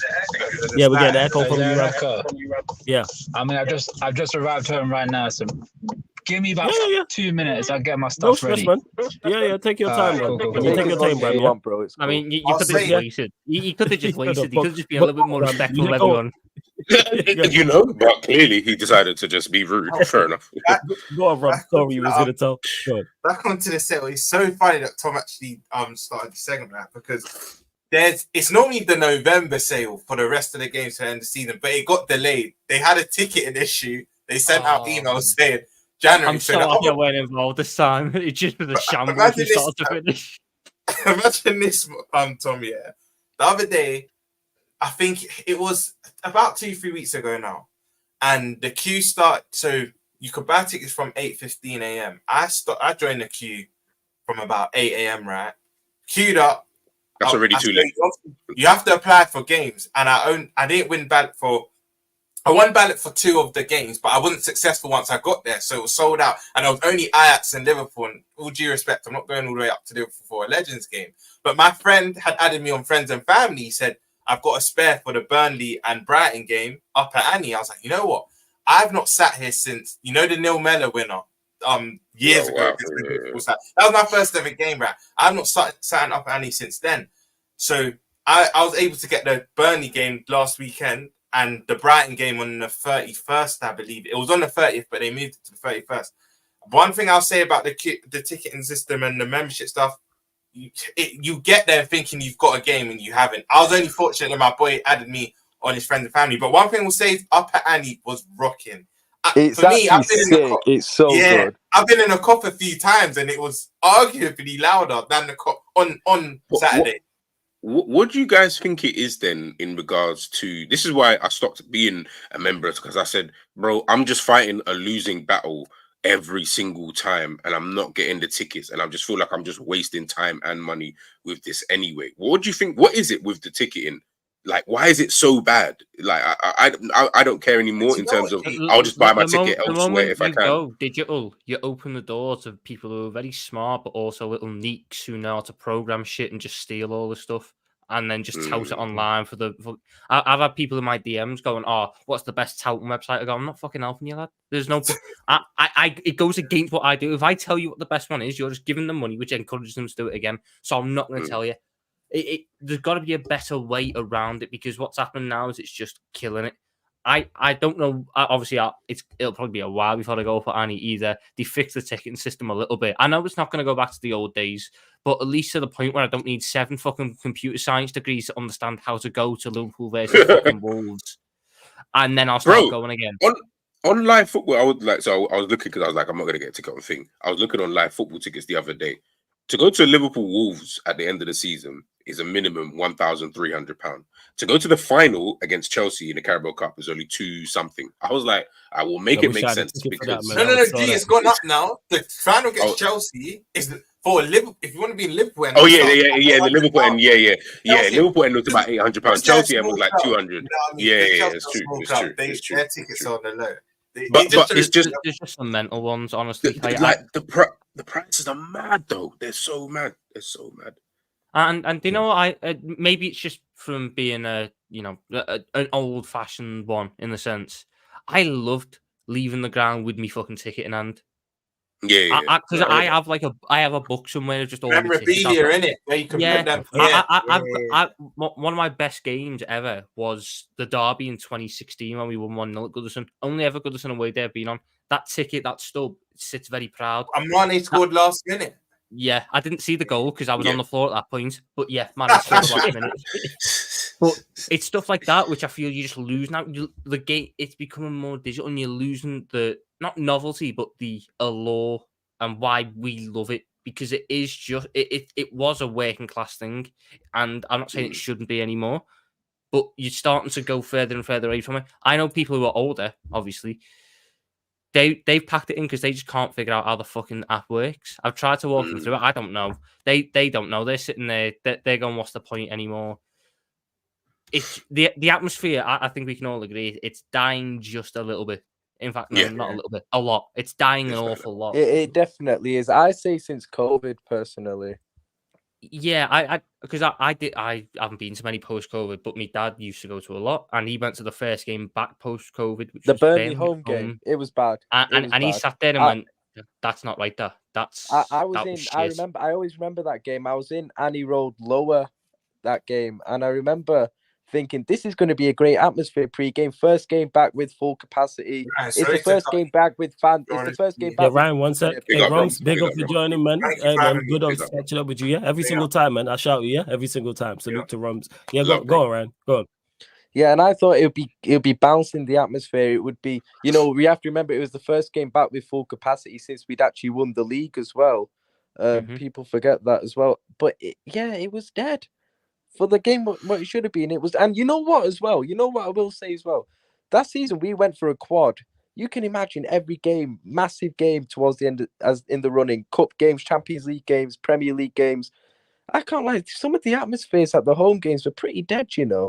For what we were going for and how big some of those games were and what was riding on a lot of them. I remember the semi-final at home to Villarreal. I've been to multiple Champions League semi-finals, some great nights. I can't lie, bro. Champions League semi-finals, we're known for these games. This club is known for these games. That game was dead atmosphere-wise. It was only good in the second half for a bit after we scored a couple of goals. After we scored 2 goals in like 2 minutes, it was good for like 10 minutes, and then it was dead for again. Like it's ironic because the best game I've been, obviously, like I said, I've not been to a lot post-COVID, but the best game I've been to post-COVID was the dead one against Napoli last year. Because everyone just sort of got into it. Really. Yeah, it didn't matter, but therefore people who spend loads of money and just go and sit there and watch like it's on the telly, they didn't go. It was the people who actually embrace the atmosphere. I've always said this because Scousers get a bad rep about not wanting people non-Scouts in the ground. I've got no issue with non-Scouts in the ground as long as they embrace the atmosphere and embrace the culture. Yeah, people support Liverpool. People come to Liverpool and the Anfield because of the historic atmosphere. Therefore, when you come to the ground, you have to be involved in it. It's not going to happen around you. You're not just buying front row seats to watch it. You've got to be involved in it. And I feel that allure is starting to go. How they fix it, I don't know. I feel that certain things that they've done have been counterintuitive. I thought the boss nights were very good, but then the people who go on the boss nights weren't getting in the ground because they couldn't get tickets. So ultimately, it was a little bit counterintuitive in that way. Maybe there's something you can do with getting younger people in. I don't know, but they've got to figure it out because it's fading fast. People talk about great atmospheres like you got your Bayern Munich, obviously the Dortmund with the yellow wall. Germany have set people within the ground that they got to be there because they're like the orchestra for everyone to start singing. Like in Bayern Munich in the Allianz, there's not every stand is singing. There's always that one stand that is just constantly singing, banging the drum, doing whatever. And a little bit the same with Crystal Palace. Obviously, Crystal Palace, they have the drum available and they got people singing in a certain stand. But when it comes to us, everyone is just like, if there's no good football or we need something and we're getting a little bit frustrated, or we're just too comfortable within a game, we don't end up singing. We don't end up doing anything. We become very much like, this is like television, I can speak from my experiences that when we were playing against Arsenal, we were doing our best to get the crowd going, as in the Annie Road end was constantly singing throughout. But we kept on getting told off by stewards being like, no, you got to sit down. You can't be doing it. It's health and safety, all that kind of nonsense. Was this the most recent Arsenal game at home? The most recent one. You want to know something? You want to know something interesting, though, why you say that as well? you know the first game with the Anfield Road Upper Open was the United home game, innit? I was there as in that stand for that game. We all stood up in that stand. They let us stand up in that stand. Yeah, for that game. What happened? That they stood up. You were allowed to stand up for that one. They didn't think it'd be that big an issue, and then they realised that because obviously there's a part of the Annie Road end which isn't finished or wasn't finished at that point. No. Yeah. And the standing up and the moving around and everything had fucked up a little bit of that construction. So the club can't really afford to keep hemorrhaging money on that. They sort of just went, right, we're going to need to tone it down. I'm hoping that now that it's all done, people will be allowed to stand again because that is what makes the atmosphere. But do I have high hopes of it? No. I feel that the issue is ultimately your two best atmospheres are at the opposite ends of each other, so they can't bounce off each other. That's true. If you try and build up on one side, it gets lost halfway through because the main stand and the Kenny Dalglish stand aren't really picking it up the same way. And same goes with the Annie Road end. So there's got to be something that can be done, but I'm hoping it. Just get some drummers in there, man. The reality is, there's things that can be done, but let's all remember, we know who our owners are. We know what the type of people that they are as well. They're not going to look at it and think to themselves, because the reality is, as we all know, as Tom just said there, like not caring about who comes to the stadium. We all know if let's just say as a hypothetical, Liverpool 60,000, right? No, now it is. Let's say 40,000 of those people were all Scousers, as an example, right? If they all said, "Now we're not coming to games anymore," Liverpool know they'll still sell 60,000 the next game. Yeah, regardless. that's the issue. And that will always be the issue because the fan and the owners are not looking at it. They're not going to care in terms of atmosphere because it's bums on seats for them. Every owner, to be honest, like most owners are going to, other than like maybe the really smaller clubs, so like a Crystal Palace or maybe, and if they were to get bigger, they might not care anyway.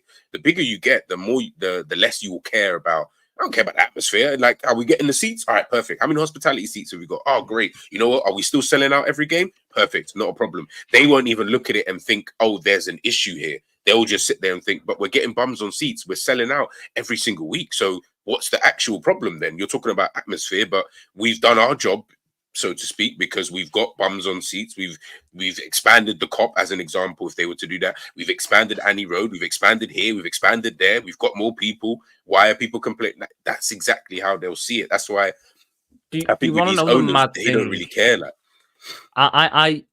it's going back to the ticketing thing. I know someone who touts in a way, i.e., whatever tickets he can buy, just chucks on friends and family and then sells it to his mates. If he doesn't go there, he just puts it back in the system. Friends and family doesn't really work because it's got like a flawed thing where you can have too many people on there and then none of them work. So he now owns 10 phones. And then if he sells the ticket, if he sells the ticket to his mate, they just have to take the phone with him. So it doesn't stop the touts in any way. Yeah, like he's not. I know he's not touting, but I can easily see how others could follow that same method he's doing. So it's a very flawed thing. It's a very flawed thing, and it's never going to be back to what it once was unless we suddenly turn very shit. Yeah. That's when I think the atmosphere will actually get better. Is when, hopefully not. I don't want that, but if Liverpool go back to Roy Hodgson days and all those kind of things, I think the atmosphere will ultimately just get better. And that's why I say smaller clubs, like when I've been to Crystal Palace before, and even I went to Crystal Palace game against Liverpool, Palace fans, like, their atmosphere is crazy when I think about it. I'm like, you realize you guys are shit, right? Like, you guys are not good. But every single time, as you guys said, the drums, like the fans are constantly up for it. The atmosphere is always dope. It's like a party in there half the time. And you even see the other sections of the crowd, like when they're like, they just get more enthusiastic about, now we got to join in as well. Like you almost feel like you've got to join in with the whole celebration, the whole chanting and stuff like that. You know, when they're making their noise and that. But I know it's off topic, but I like Glasner to Palace. I think that's a very smart appointment by a very stupid club at times. Do you know what I don't understand, especially when it comes to the crowd as well? Out of all the big clubs in the Premier League, our fan base is the closest to the pitch. I've noticed. Compare it to Emirates, compare it to Etihad, Stamford Bridge. Even the bridge. Yeah, I was going to say even the bridge. Stamford Bridge. Stamford Bridge might be minuscule. In terms, no, it's a fair bit. I think it's close. No, Stamford Bridge is like touch tight. That's why when they're on it, it's probably the worst away ground to go to. Yeah, it's why the likes of Goodison. I think Everton are going to struggle once they go away from Goodison because Goodison is a dogfight ground because the fans are on top of you. You've got no room. Emirates lost it. Highbury used to be that, but Emirates isn't that. So that's Highbury was touch tight. Oh my god, was like that. Yeah. When they used to go Highbury before, Old Trafford in like sections. There's like parts of Old Trafford which are like little parts of it. But I always think with Old Trafford, the allure has been the fact that you had that dip. If any player ended up down there, it was in hell, and players would end up down there a lot because it was a bit of a different game back then. The Etihad is the Etihad, and Tottenham Hotspur Stadium. I've never been. I know it looks nice, but I don't know if it's the same as White Hart Lane used to be quite close. White Hart Lane used to be the classic one. The classic ground it was a wide pitch. White Hart Lane. Yeah, it was a wide pitch. Even if we're looking at Liverpool now, the main stand is moved further away. It went higher up, but it has went a little bit further back. Yeah, that's true. So these things do matter. I feel that the Kenny Dalglish stand is still touch tight. Yeah, Kenny's still close. Yeah, but the lower Kenny's shit. So you know what? They could be on the pitch and they won't be doing anything, unfortunately. Pre-COVID, it was good on Champions League nights. I'll give it credit. It was, but it's shit now. I agree. It's a shame. I've never been to a Tottenham game, but I've been to the stadium when it's obviously when it first opened, and yeah, their ground is. But I don't really look at them kind of teams. Highbury, I just remember Highbury back in the day. I used to think, yo, Highbury was there. I feel like I'm playing on the pitch. Like I feel like I'm playing left back too. We were actually holding that. Like, it was crazy. Yeah, he was there. Like it was crazy, bro. It was actually mad. It's those old-fashioned grounds which I think are the best because that is what football is. That's why I quite like Kenilworth Road. I know it's a shithole. I know it's a fucking toilet bowl with houses on the back, but I fucking love it. It's got its own charm about it. No, one stadium that fits all requirements, and I hate Bournemouth. That's just Tim Pot. 11k in the Premier League, you know. So Tom, bad. I work in Luton. I drive past that stadium, and no, it's not nice. It's not a nice area. It's funny to. I said it's got its charm. Yeah, but it's funny to look at, but it's just like why are you it's like that ugly sibling that you've got to be nice to. You got a little charm about you. I like you got good personality. Well, the ugly sibling that knows that has such good jokes. That is just like good personality. Good personality, but it's flawless sort of thing. Yo, go on. I wanted to ask you something. It's moving away from. Nah, it's cool. No, we'll be and then we'll get Tom and Ram's thoughts on if we don't discuss Alisson and obviously the game coming up. But yeah, go on. Oh yeah, I saw something earlier on about Manchester United, and they were talking about how I think Ineos have they consulted Ratcliffe before to basically just find out okay, what the hell do we need to do to get this club back to basically where? What's your thoughts on that in itself? Consulting a guy who was very critical of when he was there at Manchester United. I liked it personally. I said, bro, it's mad. Imagine being an employee. It's like any one of us being in our jobs, right? But I'm telling other people, I'm like, yeah, no, this is shit. Yeah, we definitely need to sort out this, and we definitely need to sort out that. And if they don't sort out this, now I'm talking about this from a work perspective. This is on a global stage, so this is everyone seeing this interview, everyone's watching it, and they're still employing this guy, still paying him the monthly wages that he's getting, regardless. So it's not being affected. But how do you look at that?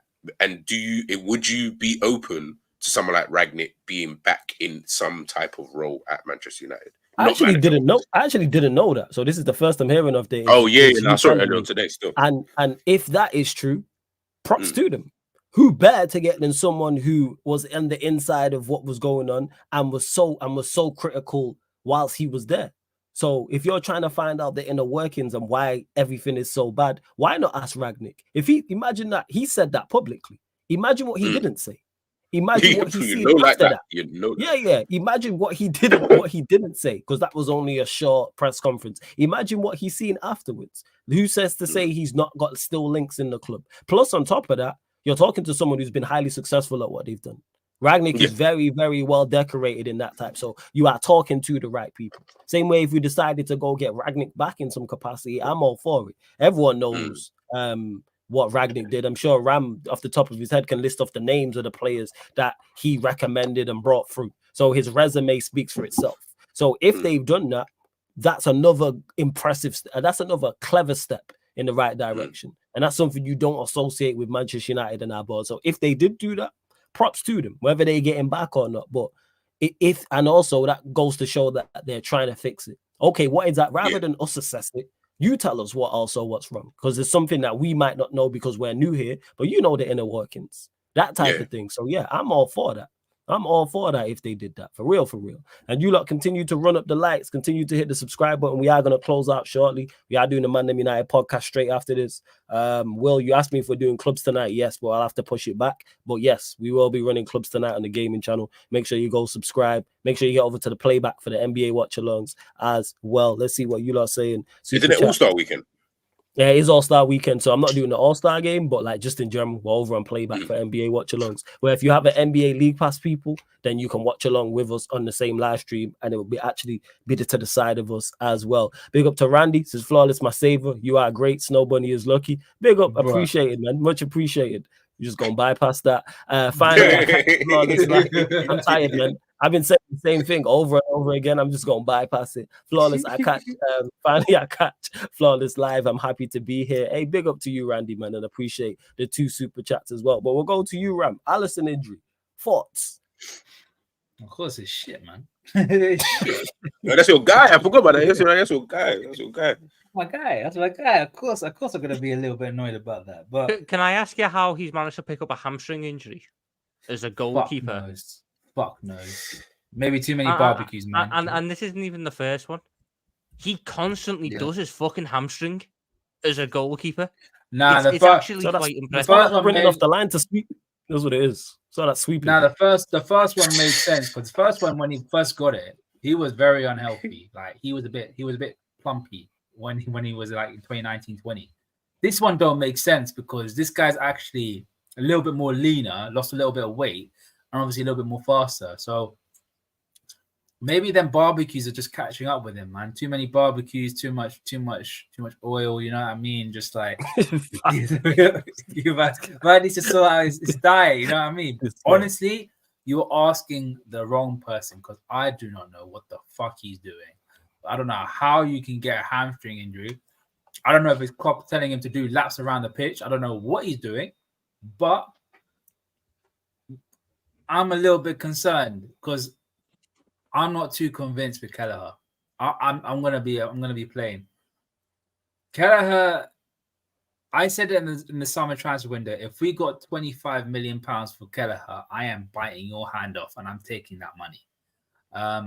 And people will say, if Zendaya fucking rang me and said, "Oh, do you want to go out with me?" I'd snap your hand off, as if we were going to get 25 million for Kelleher. No, we could have got 25 mil. Brentford were a little bit, they wanted a keeper. They wanted homegrown as well. It would have happened. It could have happened. I'm just putting it out there, Tom. Just a little hypothetical thought. If it would have happened.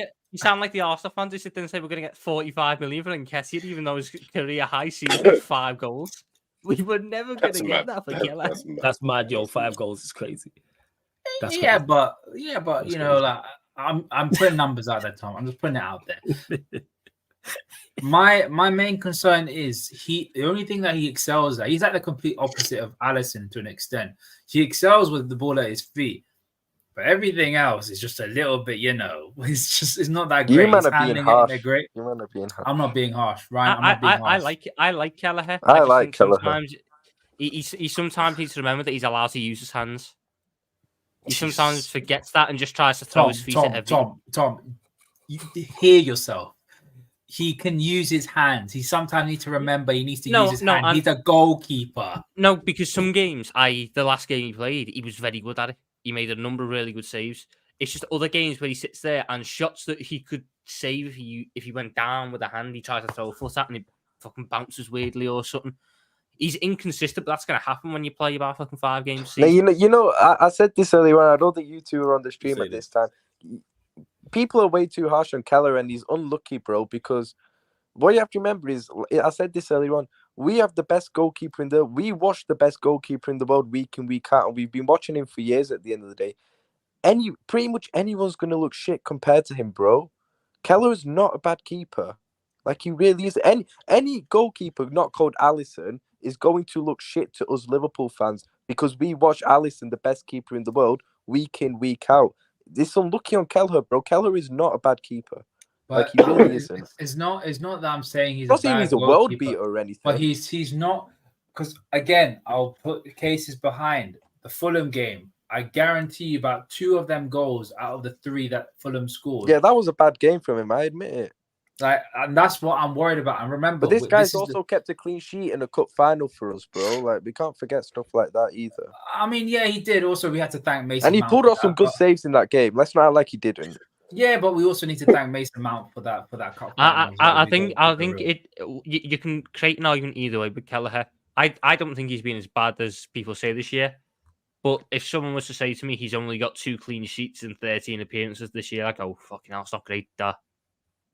Is that on him? The majority of them from the cups. Is that on him though? I mean, the defense have been quite decent. I'm asking, is that on him? Because if he had 10 clean sheets in those 13 games, then we hear praising him. Yeah, but some of the games he's conceded in have been piss poor. Like Toulouse, has he been making mistakes? He did make mistakes. I remember the Toulouse game. I think away, he should have done better with one of them. Their first score, I remember. No, I think he's not making mistakes though. That like flawless is. But it's like he should have done. He should have done better though. That's the thing. No, it's because people are seeing shots that Alisson would save that, and then getting on to No, Alisson Becker has fucked our expectations. I even think when you get the next one in after Alisson, the same thing's going to happen. Alisson Becker's a freak. Alisson Becker makes shots that other keepers fly across the goal and tip over the bar and then fucking wank themselves off at night about. Alisson catches them and just walks off and starts throwing it out. About Ramsdale right there, bro. The thing is, I see Kelleher players score 1v1s against Kelleher this season and think, oh, Alisson, the best one-on-one goalkeeper we probably ever seen, saves that at the end of the day. Whereas that goal is not on he's not wrong. I watched Ramsdale say with John Joe Shelby shot that was hitting the bar anyway, and then stand up and start pumping against his chest. You know them way there. Oh my days, that guy. Flipping hype man for no reason, honestly. What would you man do next season? I think I asked this on Enzo's stream earlier on. What would you man do with Kelleher next season? Obviously, new manager coming in, and obviously, I think I was looking at his record before, and this is the most he's ever played for Liverpool in a season, and subsequently, this is the only season that Liverpool have been in the Europa League under Jurgen Klopp.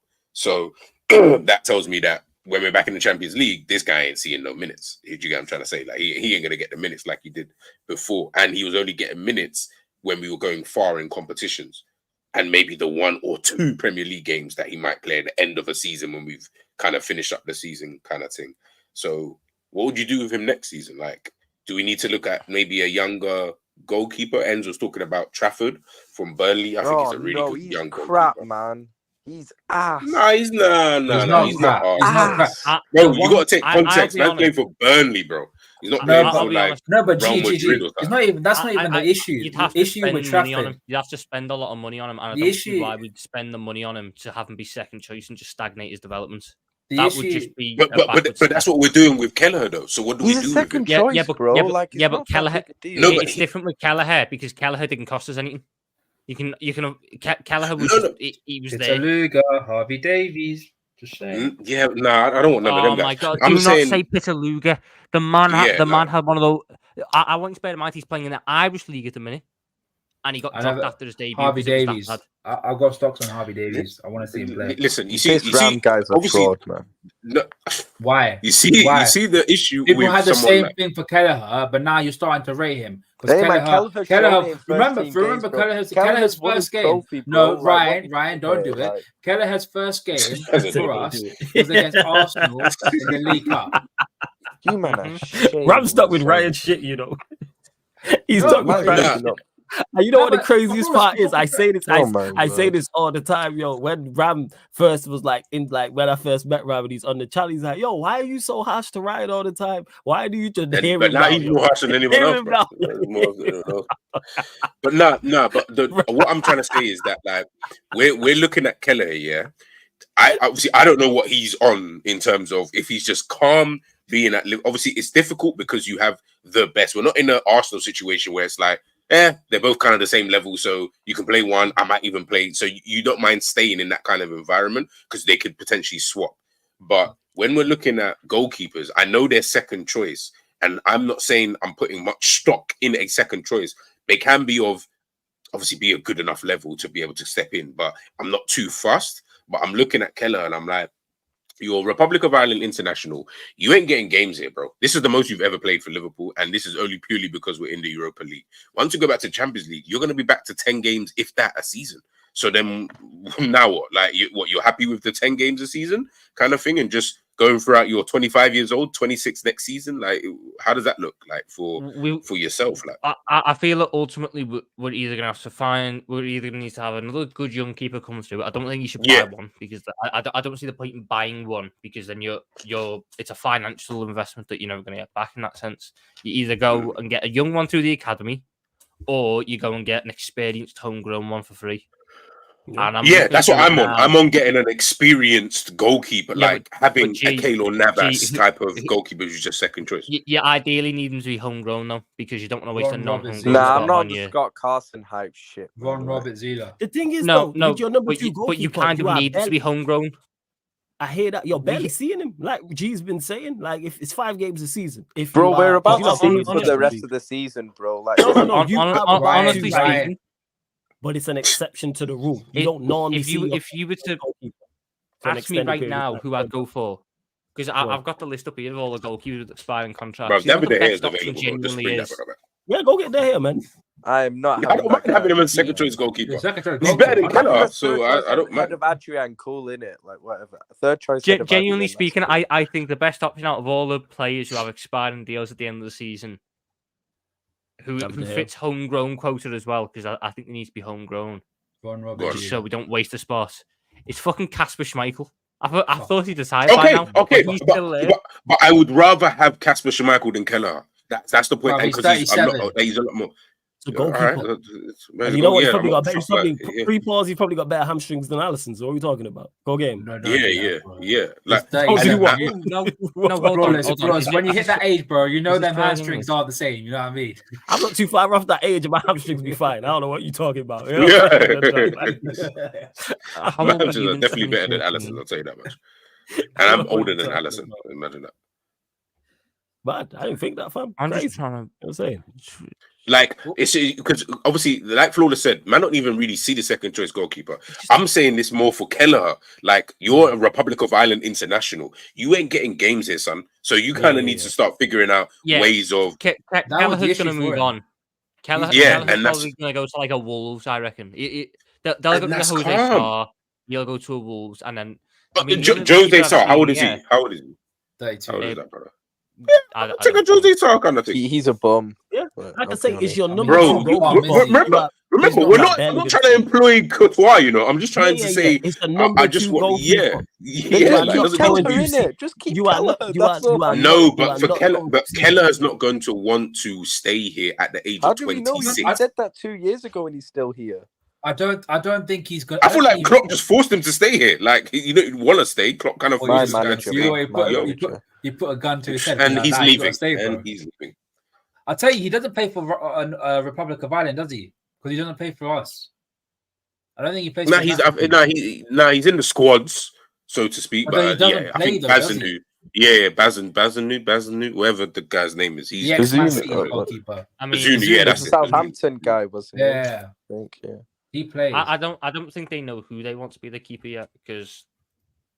No, they want it to be Keller, but they told Keller, you need to play games. You can't be this guy who's playing 10 games a season, because then what's that message doesn't send well across other goalkeepers who are playing consistently and you're never playing. That's the point I'm trying to make, is that for his career, not Liverpool. Liverpool, just keep him. We also got to bear in mind a new manager might come with a different sort of expectation for a second string keeper. Who knows? Like he might come with a different idea for a first choice keeper. He might.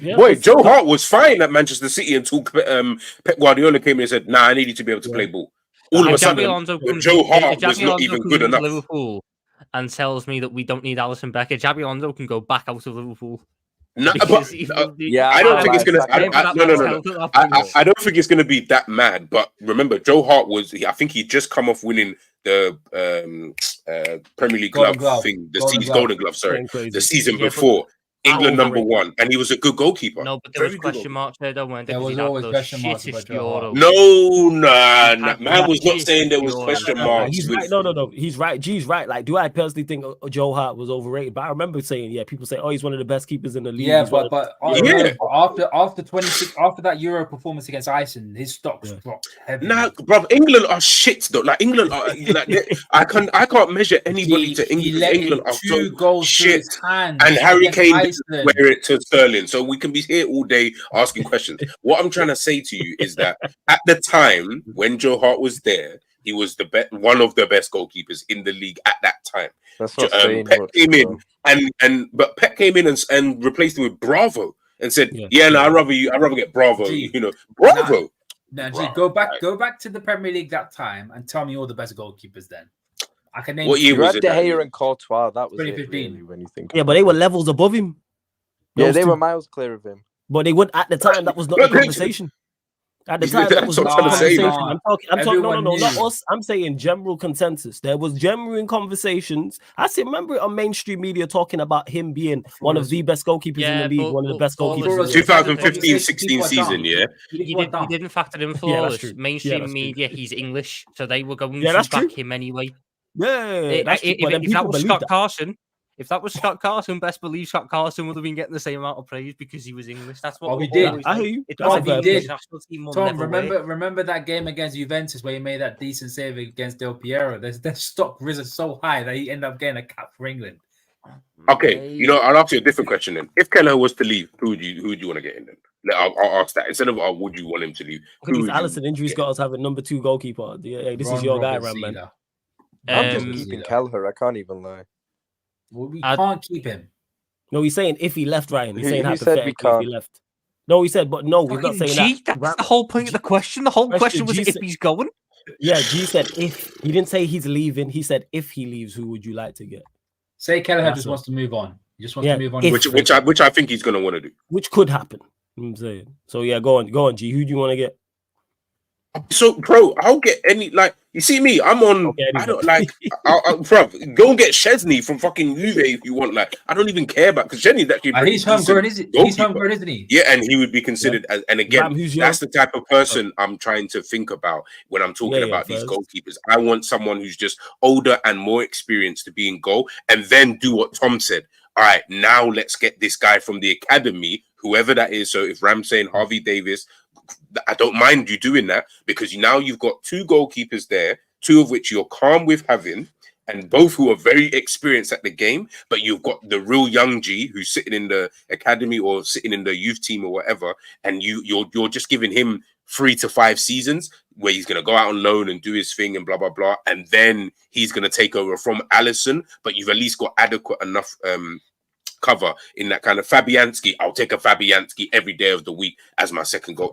It's that type. I wouldn't keep Kelleher because Kelleher is someone I'm you're acting at a stage of your career where it's you kind of need to be playing a bit of football purely because you're actually going to make that international squad. And if you don't continue playing, you'll fall by the wayside. All of a sudden, the next 16-year-old Irish keeper is just going to come out of nowhere, take your position, and you're waiting 3-4 years before you actually getting into I know it's great being a part of a team that wins trophies and stuff like that. That sounds cute until your grandchild's asking you, "Oh, Dad, Granddad, what was you doing during the 2000 and Red season?" And you're like, obviously, I was there. I was helping Alisson collect the balls in the training, and I was giving it to him. Nah, that's dead. I don't want to be doing none of that. I want to be saying, "Hey Ryan, big up. Hey Ryan, before you go, you said 2-2, yeah, against Brentford. That's your prediction. 2-2 tomorrow. Yeah. Scoreline prediction. Ram, your score. I know G, you said 2 apiece as well. Ram, your scoreline prediction for that game, please.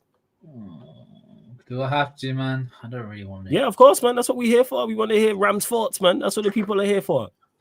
Why is this? It's Brentford away, man. You got all these ballers. What's the problem? You got Klopp in the dugout. I don't want to hear my own thoughts. That's the thing, man.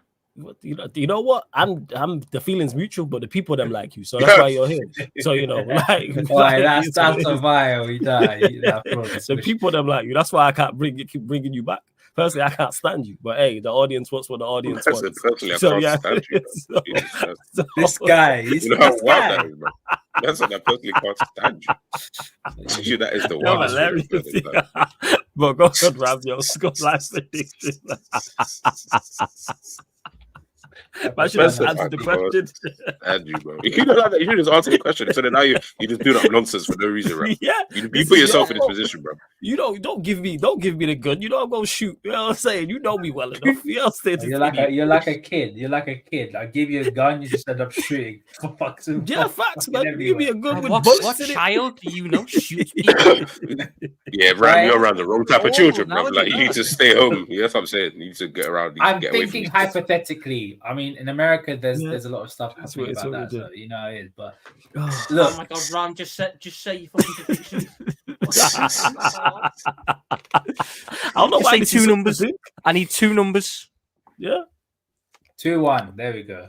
Why are you so concerned about this game, Ram? What did I miss? Is it because of the Alisson injury? Has it got you like that? Nah, we've never won at Brentford Stadium. I've said this. I said this on the terrace. It's gonna sound so mad. I'm more worried about this game than I am worried about the Man City game at Anfield. Why? Because of the record. Yeah. No, but you know what's dumb about that though, yeah? And what don't make no sense. About that. No, because you realize the Man City game is quick, you know. Can we get through these games first before we even worry about that Man City game in 2 months or whatever it is? I don't care, like, we need to stop worrying about because but you're then saying that you're banking on us winning every game. People, I just want you to bear in mind that Ram has just said he's more scared of a Norgard, Jensen midfield duo compared to a Foden KDB duo. Yeah. You know why? Because they play Ethan Pinnock, Ben Mee. I don't even know who their third centre back is. He's not very good. That defensive trio compared to a John. You got Hickey. You got Hickey on the left. No, he's injured. Hickey's injured. They're playing fucking Saman Ghoddos. Saman Ghoddos is getting wing shifts. Yeah, and they somehow, for some stupid reason, turn into fucking Baresi, Maldini, Nesta, freaking Beckenbauer, all of them turning shaking at me, man. You shook to death, isn't it? No, it's not. Someone's put some juju. Until they got Ivan Toney back, they were fucking 17th. Someone has put some juju on their team when they. So 2-1 Brentford is what you're saying, Ram? Yeah. I said 2-1 Liverpool. Don't try. Oh, I was just clarifying. What are you talking about, Brentford? Will win. Yeah. Tom, your prediction. I was going to say 2-1, but apparently if I say 2-1, I've got to be shit scared of Brentford, so I'm going to have to go like 5-1. Yeah, say 5-1, man. 100%. I just hope that we learn to actually defend fucking back post crosses, because we've played against them twice at that ground. All they do is just stand on the right, cross it to the left, and then we just leave our right back. Tom, I forgot to add, our defenders turn into a bunch of weaklings after a while. Like step up, then Ram, innit? Tell him step up. I can't tell him to do anything. He just does his own thing. Right. Hey, these guys when they when I say there's juju at the Brentford Community Stadium, our players turn into idiots. They don't do anything. Yo, Brentford Community Stadium got you on ropes, isn't it, Ram? You know what I'm saying? Do the jelly legs around the ring. Someone's put juju on that stadium when we go there. I swear to God. Hey, Brentford, I need you to, you know what, just to see Ram's face. Hey, Brentford, you got it's not anything that deep. It's just we can't handle constant long balls. That's all it is. All they do is just pump long balls into the box, and we shit ourselves, which happens. I remember when we played against fucking Forest at Anfield last year. The worst 15 minutes of last season was when Nia Kise kept getting fucking long throws. And they just kept bombing. Honestly, I felt like I was in fucking 1941 Britain. I felt like it was fucking D-Day. The bombs were coming in. I was shit scared for us. What's going on? Oh no, another long throw. How do you know it got to the point. Last 3 minutes. I was begging. I was begging last 3 minutes of Nottingham Forest last season for them to kick it out for corners. I wanted corners over throw-ins. It's not 2 games as a hoodoo. We just play like shit against them. Yeah, you played Chasing twice. It's only twice, man. No. We were all right. We were all right the first time. We just kept getting done by back post crosses. Last season was just shit. Last season we got battered. No. But the season beforehand, we took the lead twice. Tom. The Well, first like game, 6-7 that games, first 2 game, games. we had zero control. This is the thing, like it's only really 2 games, so the reality is that it's not enough sample size to be like, oh, this is a hoodoo ground. Like, Yeah. But Like, I want to bear in mind, the first what Tom game, said is right. we had an effort cleared off the line. We hit the post twice, and we scored 3 goals. The issue came from Thomas Frank realised that Trent Alexander-Arnold did not get support from Jordan Henderson. So Thomas Frank just went, right, Tony, Norgard, and fucking whoever the left back was, when we have the ball, stand on them. Why does Johan and then Visa they turn just into kept pumping Johan it in, Cruyff? and no one got out there. That's all it was. Last year was just a bit Tom. shit. Guess what? If you were going off last year, we got Jude against fucking Wolves. They pammed us 3-0. No, but Tom, We had Craig Dawson back in debut goals. Tom, I see flipping Johan Visa, a guy that I don't even rate, turn into Johan flipping Cruyff against us. Make that make sense. He didn't do anything. He scored a It's header. got Ram because stressed, yo. Trent didn't This defend. Alisson injury's got you absolutely just out your mind, isn't it? It's Conor The Bradley Alisson back. injury, man. It's Conor Bradley back. Yeah, Bradley's back. He's Brad, but whether he starts is another thing. Hey, please. We haven't got many options if he doesn't start. Northern Irish Cafu, I beg to We've got God, please. No, you got Gomez. Gomez is back. You can play Gomez right back. You can play Robertson left back. And I think we're going to need to do it because I feel like you're throwing him into a very difficult type of game with the long balls and stuff. As you said, they'll do the same thing they did with Trent. Yeah, sure, yeah. They'll do the same thing they did with Trent. They'll do that with Bradley because they'll see him as a weak link in that back line in terms of defending. Gomez can at least handle himself a little bit better. We might use a bit of time. Exactly. Who would play the right centre mid then? Because that right back needs help. Anyone but Gravenberch. Fucking hell. If you're asking for a defensive help, you do not put Gravenberch there. Fucking hell. You don't put Harvey Elliott then? There, he can't get around. I'd rather Harvey Elliott. I beg Klopp, please play like a double pivot. I swear. Harvey Elliott will get back into the position and get bullied. Yeah, he'll defend. Yeah, get back into the position. But still get bullied. So it's you get bullied, isn't it? Is that cheap? I'm not saying you don't. Ram, I'm telling you right now, if we played Harvey Elliott would get back to defend, and Ivan Toney would dunk on him like that fucking Venom Spider-Man meme. If Gravenberch was there, Gravenberch wouldn't even get back, so Ivan Toney would have a free header. Yeah. Gravenberch would be stood on the halfway line going, when do I get me fucking dribble to keep everyone on board? Because that's all he fucking does. Oh, flawless. I beg ban this guy. Ban this guy. Not oh, no, he said congratulations to City on their 4th time in a row. Hey, ban him. I swear to God. No, flawless. I've come here. I actually came on the stream because I've come to address some claims made by Ryan. All right, floor's yours. Hey, I'm all for Ryan slander. I'm there. Let's go. So we are on. We are on the 17th of February, Friday the 17th of February. Saturday. Saturday. It's Saturday. Technically Saturday now. So on Tuesday the 13th, was it Tuesday the 13th? Yeah, Tuesday the 13th. Yeah. I received a DM from Ryan going, "Yo, Mr. Negative, how come you've only given us a 20% chance of winning the league? You're taking lots of L's recently. Be positive. We'll be fine. Just have to focus on our own results. Be positive and believe. It's all coming together." And then today, we're not going one step closer to the title. It's over. I tried being Mr. Positive. Couldn't do that. This is what I say, right? Like you can't go from extreme one way to the 4 days, yo. Next way in 4 days, bro. Where you're at, you know what I'm saying? 4 days, you know. All I said to be Mr. Negative as well was, I think City are favourites to win the title and I give us a 20% chance against them. Yes, but City are the favourites to win. Have we not watched this team for the last 10 years? To know that this is the team, the only team in the Premier League that I have seen in the last 10 years. When it comes to February, March, they just go on this dumb run. And guess what? They're the only team to go back to back to back, outside of Manchester United, of course. But they're the only team to do that. Unless they get some you know how our fans are sitting there, you've got PTSD from City, it's not that deep. Yes, I have PTSD from City because we won 13 fucking games in a row once, and that wasn't enough to win a fucking title. Because City went and won 16. It's just the City are just dead. You know, they just do dumb stuff. You know, handball. you'll win. You'll win 4-0. Let's say we win 4-0 tomorrow. Yeah. Obviously. Do you know? No. Flawless. They'll go win 3-0. Calm, just 3-0. Like, just something light. Like you're just like, what's all this about? See, everyone's figured it out. But hey, big up to Ryan, man. But you know, didn't Lewis cuss him out or something? He always is. He's always just everyone cusses him out, man. It's right. It was the quad season. It was the quad season when I was looking at it, and I was trying to pick out games where they're going to drop points, and I earmarked Wolves away. I went Molineux, nighttime game, tough place to go.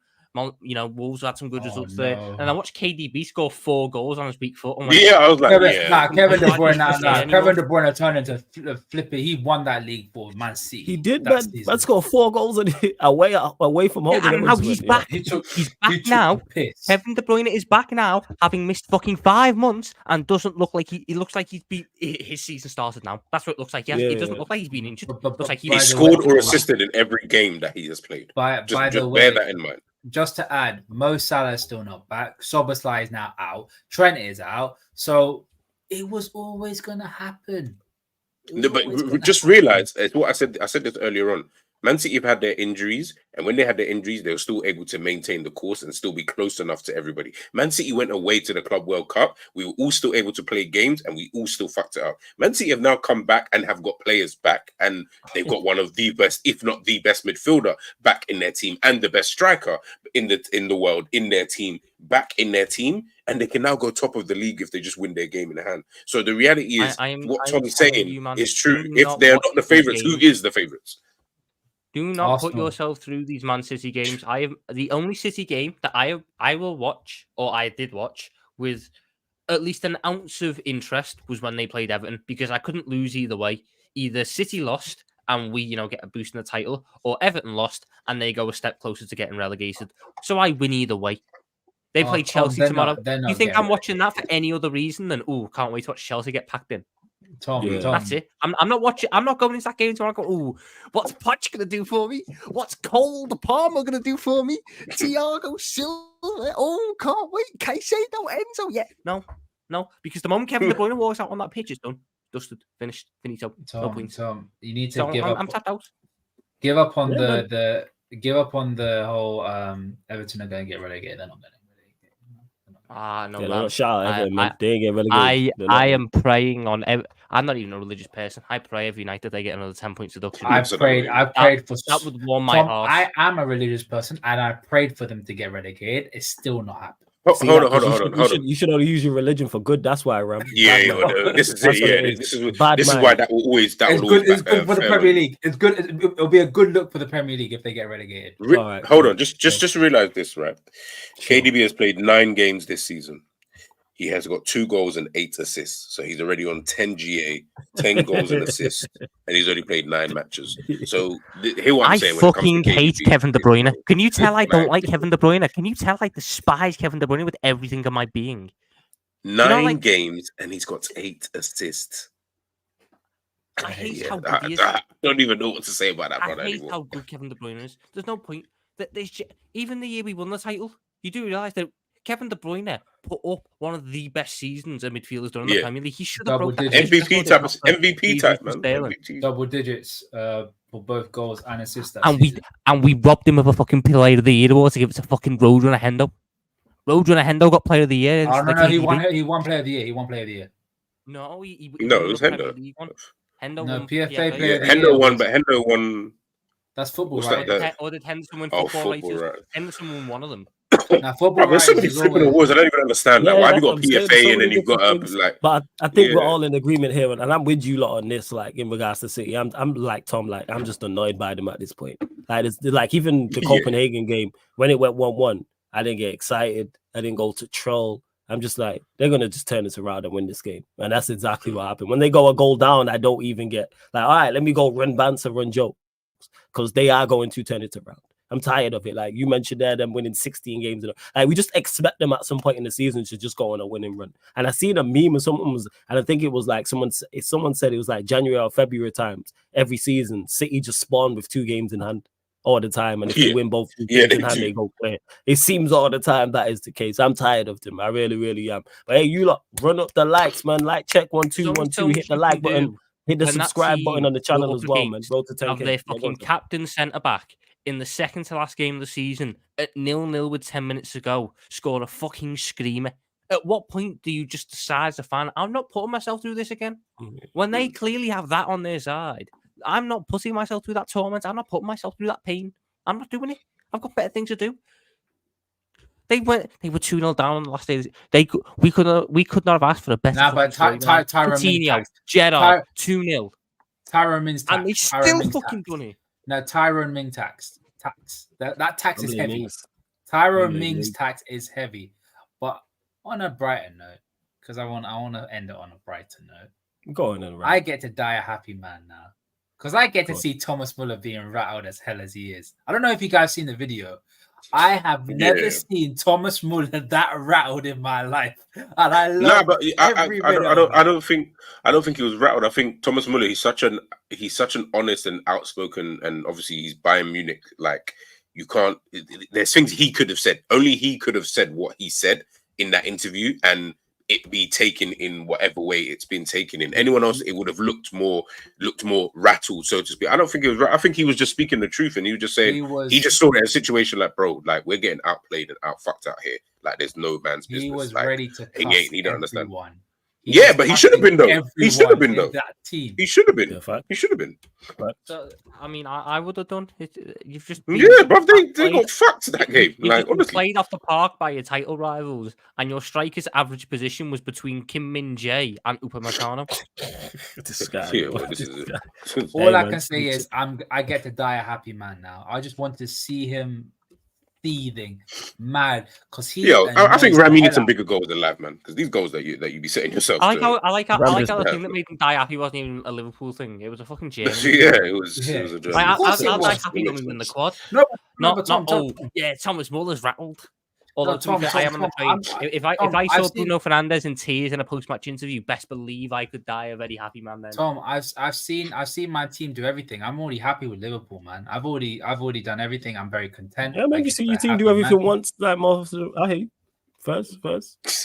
I don't give a shit. I see what you did. I'm happy what you did there, fellas. Stop talking, bro. Stop talking.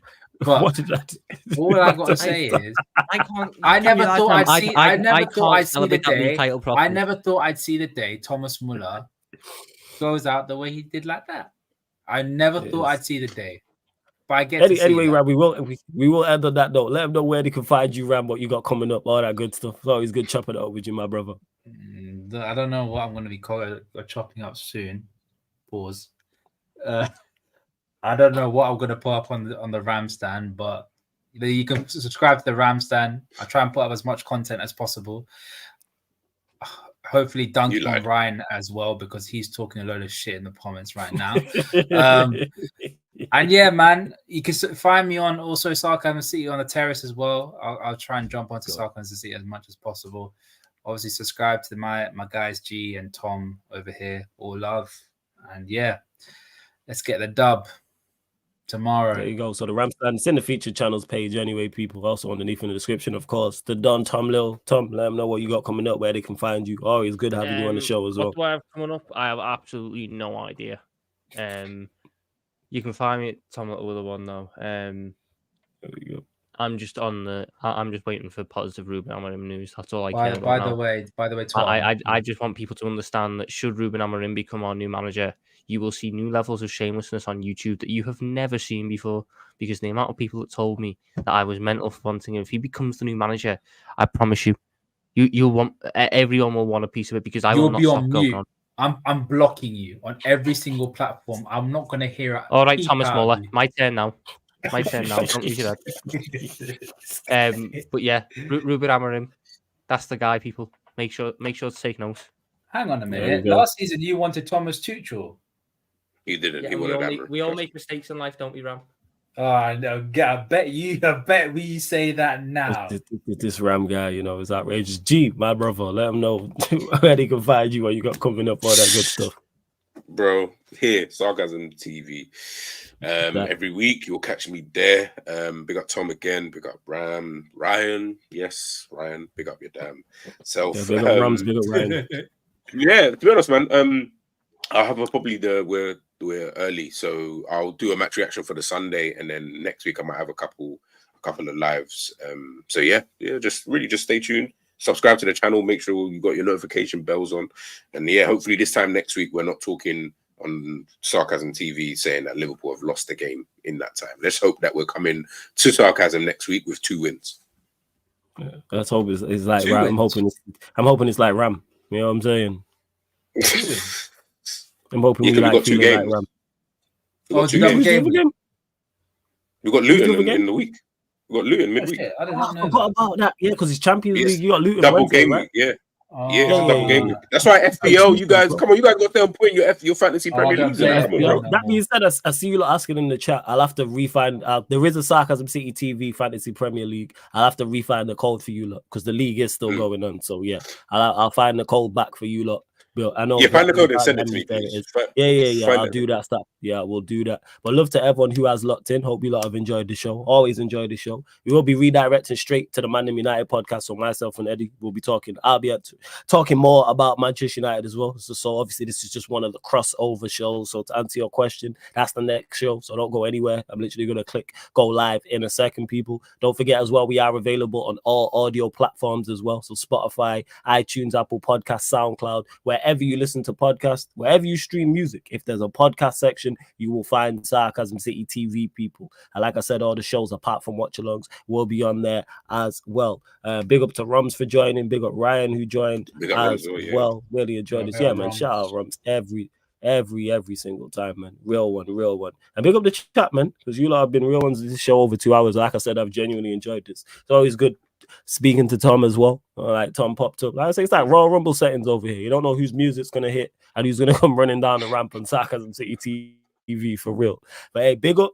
Like I said, you lot don't go anywhere. We redirecting straight. You know what I'm saying? Straight to the Man United podcast. Greg, I'm glad you enjoyed the show. Salute to everyone for all the super chats as well. Big up Randy Viper, big up Zia, big up Gil as well for all of the super chats. But salute and big up. And this has been the Manchester United Liverpool show. Man United podcast meets the Analysis, the Anfield podcast. And see you lot for the next show in a minute. Big up.